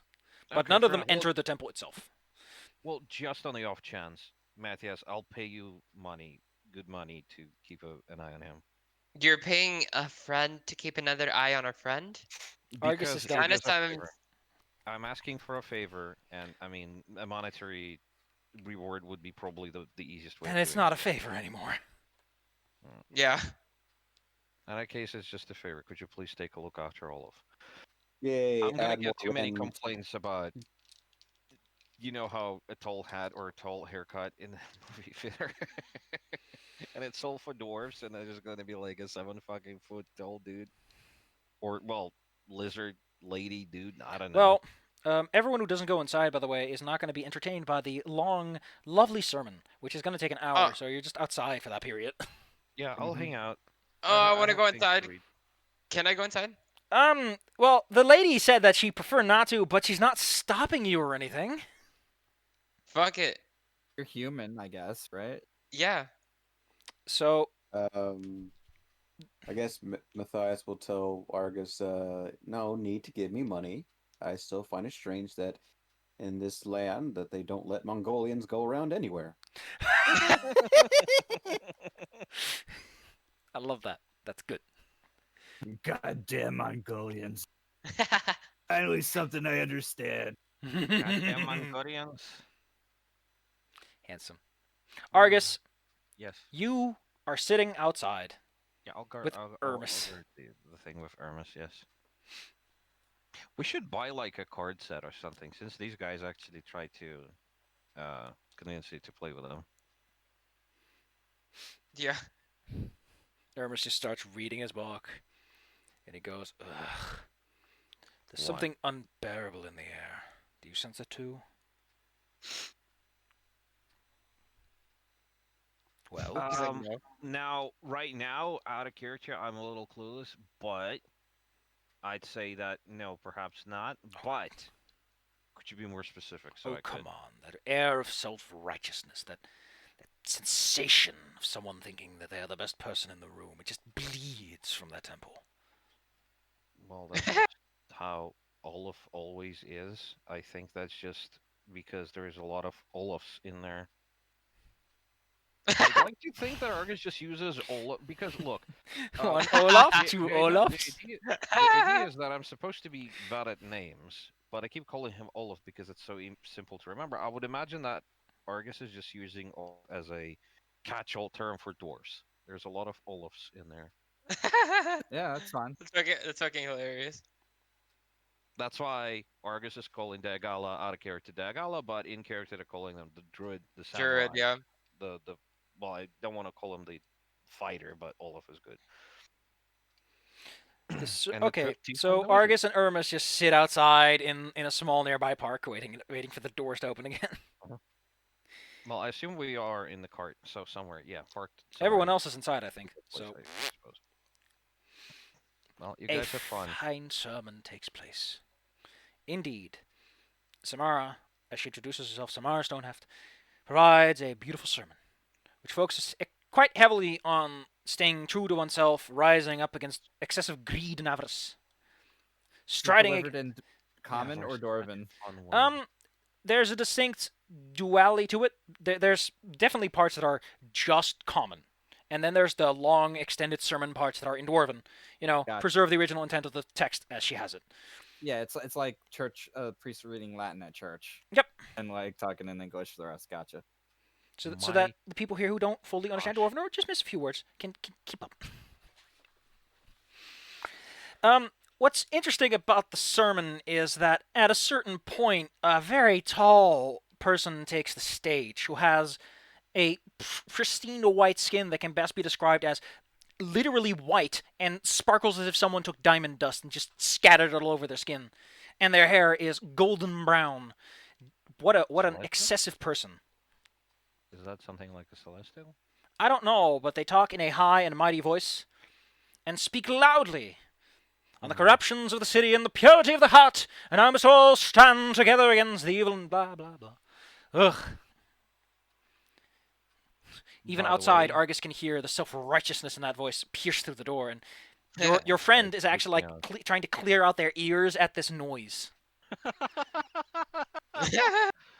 I should get them some nice earmuffs. Argus, Now, you must tell me that you can at the very least hear that part of it. I can hear it, and it is annoying, but I am not like. I am offended by it, but I'm not offended to the point of my ears bleeding out. I suppose. Ugh. I'm the only one who can. Whatever. Just part of being born the demon child in the family. Sorry, I don't think any one of my ancestors was a demon. When the sermon is over, which takes some time, and it's a beautiful sermon, even if Samara is a bit, let's just say, forceful about it. She does deliver it with the kind of gumption and gusto that could put winds in the sails of the largest galleon. And the person she's with is very easy to start denouncing certain types of habits. At the end, there is the slamming of the hammer, the straightening of a broken piece of metal, which may be a ceremonial piece or someone's actual thing that they need fixing. But a sign to keep up and do your best. For the little things matter most, etc., etc. Samara practically beelines for Olaf. Oh my gosh. Oh. Alright. Now that I got this out of the way, I have a little bit of time to speak to you. I haven't seen you around there too much, and I know pretty much every dwarf in the town. So, mind explaining where you're from? Because I would love to hear some. I hail from the halls of Hammerfist. Quite a distance. Impressive? Nah, that's what I like to hear. Someone from Fort. How's it going over there? You know, we're making do. Plans are surviving the best we can. Still bringing the metal and the stone to the Vale. Killing goblins wherever we can. Ugh. At least they keep it up somewhere. Now, if you could please excuse the princess up on the stage there. You look like you at least got a good sword on. Can I call on you when the time is shall we say right? Cause I got a strong feeling I could at the very least trust you to side with me when something goes down. Ugh. It's a fight. It'll We be a always have this handy. And pats his war axe. excellent. That's just all I wanted to know. Is just to make sure that even if you're from far away, we can agree on certain things. Olaf starts a race war. Da, da, da, da, da, da. It's the purge of Desimir, led by Olaf. Oh God. Well, I mean, it's technically a majority dwarven city, I assume. I don't Man, know if I think it's like a human city, right? it might be, might just have a major population. Point is, if I was anywhere close to you, I would probably say that it's unwise to just sign up for that with a religious zealot, but I'm not there. I am. Uh, are you sure you want to? Is she right there? Is she still there? I She, yep. You haven't left her yet, so probably. Oh shit. Okay, I'm not gonna say anything. well, I mean, Actually, I am. what I would suggest is just, hey, maybe just ask for information rather than like trying to piss her off or something. So, hey, it's nice, but can we know a little bit more? What exactly do you want to do? Something like that. I think that would be the most neutral approach here. Do you acquire RA too? We are. We have good diplomatic standards, Samara. Listen, sweetie, what we're going to do with it ain't exactly going to require, what's it called? Diplomacy? I've tried diplomacy. I've tried diplomacy. And that lass, that little princess over there, didn't come sent down from the heavens itself. Because diplomacy was going to be the working out solution here. Hmm. What is the problem? What is the issue? Is it just her personality that's troubling you?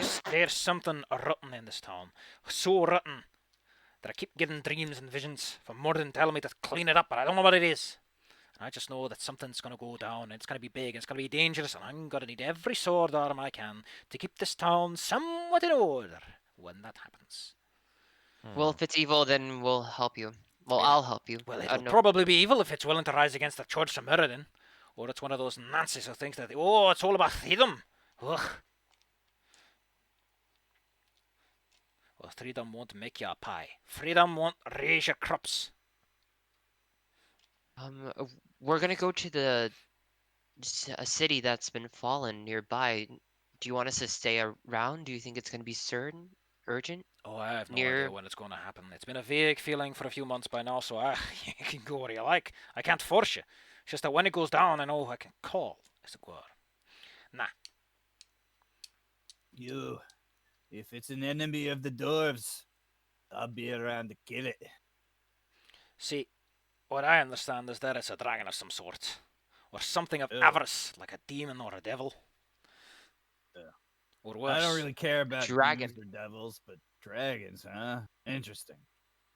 Well, I mean, to be fair, whatever it is might be the reason that Mr. Duke thinks it's perfectly fine to let a whole bunch of people, well, specifically those goblins, walk around here. I see where they're going.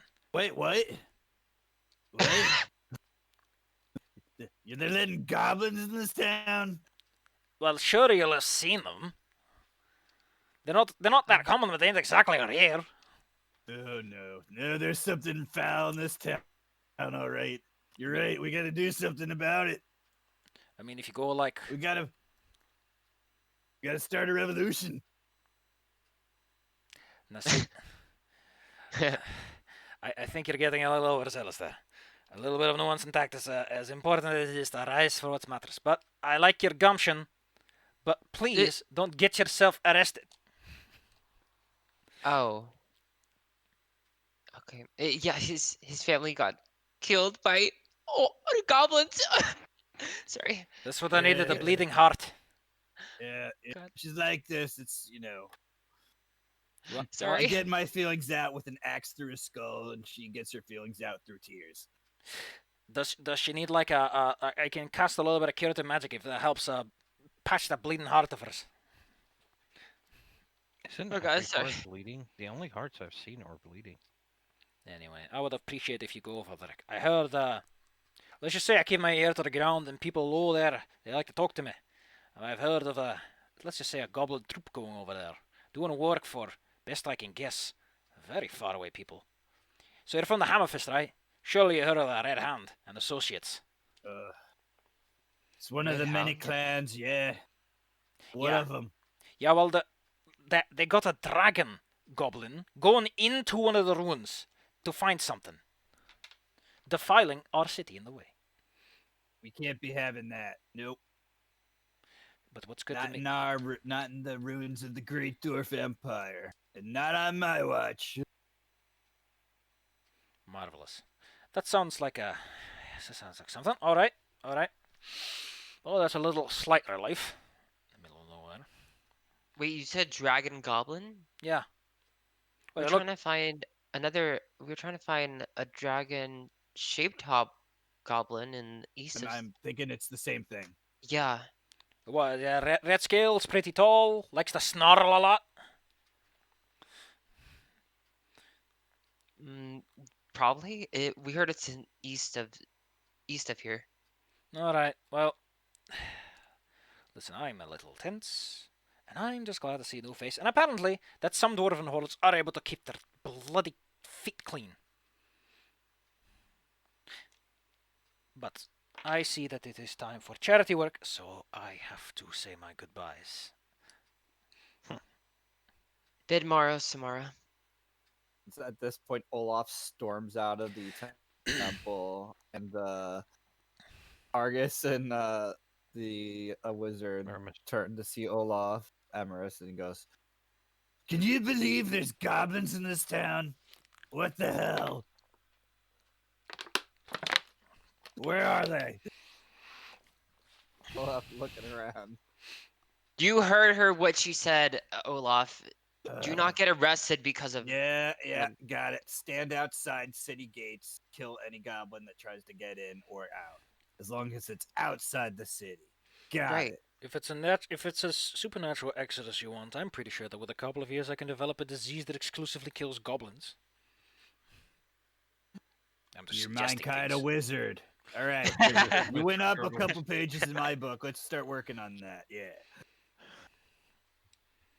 I thought I was just gonna relieve his anger issue a bit, but it seems I've only made it worse.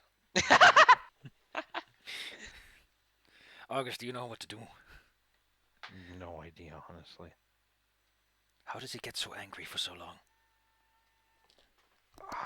That's just how it. If again, that depends entirely on Argus's understanding of dwarves. It's like Anyway, that's just how we it got a works. slight problem. I gotta go get dinner. So this is where we're gonna end the session for today. Okay, fair enough. Okay. Right. Everyone, let me just slap my hands against a machine.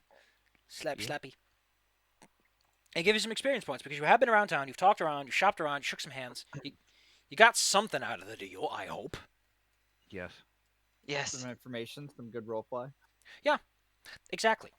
So I even did some voices. That was neat. I know. I like that. I feel so bad about it though, but you know, as long as you guys enjoy it. Argus, you get 400 experience points, as does Aramis, who's also at effective level 4. Mhm. Everyone else gets 500. Hey. You feel a lot wiser, and I think Olaf just feels a lot angrier. You go kill some goblin dressed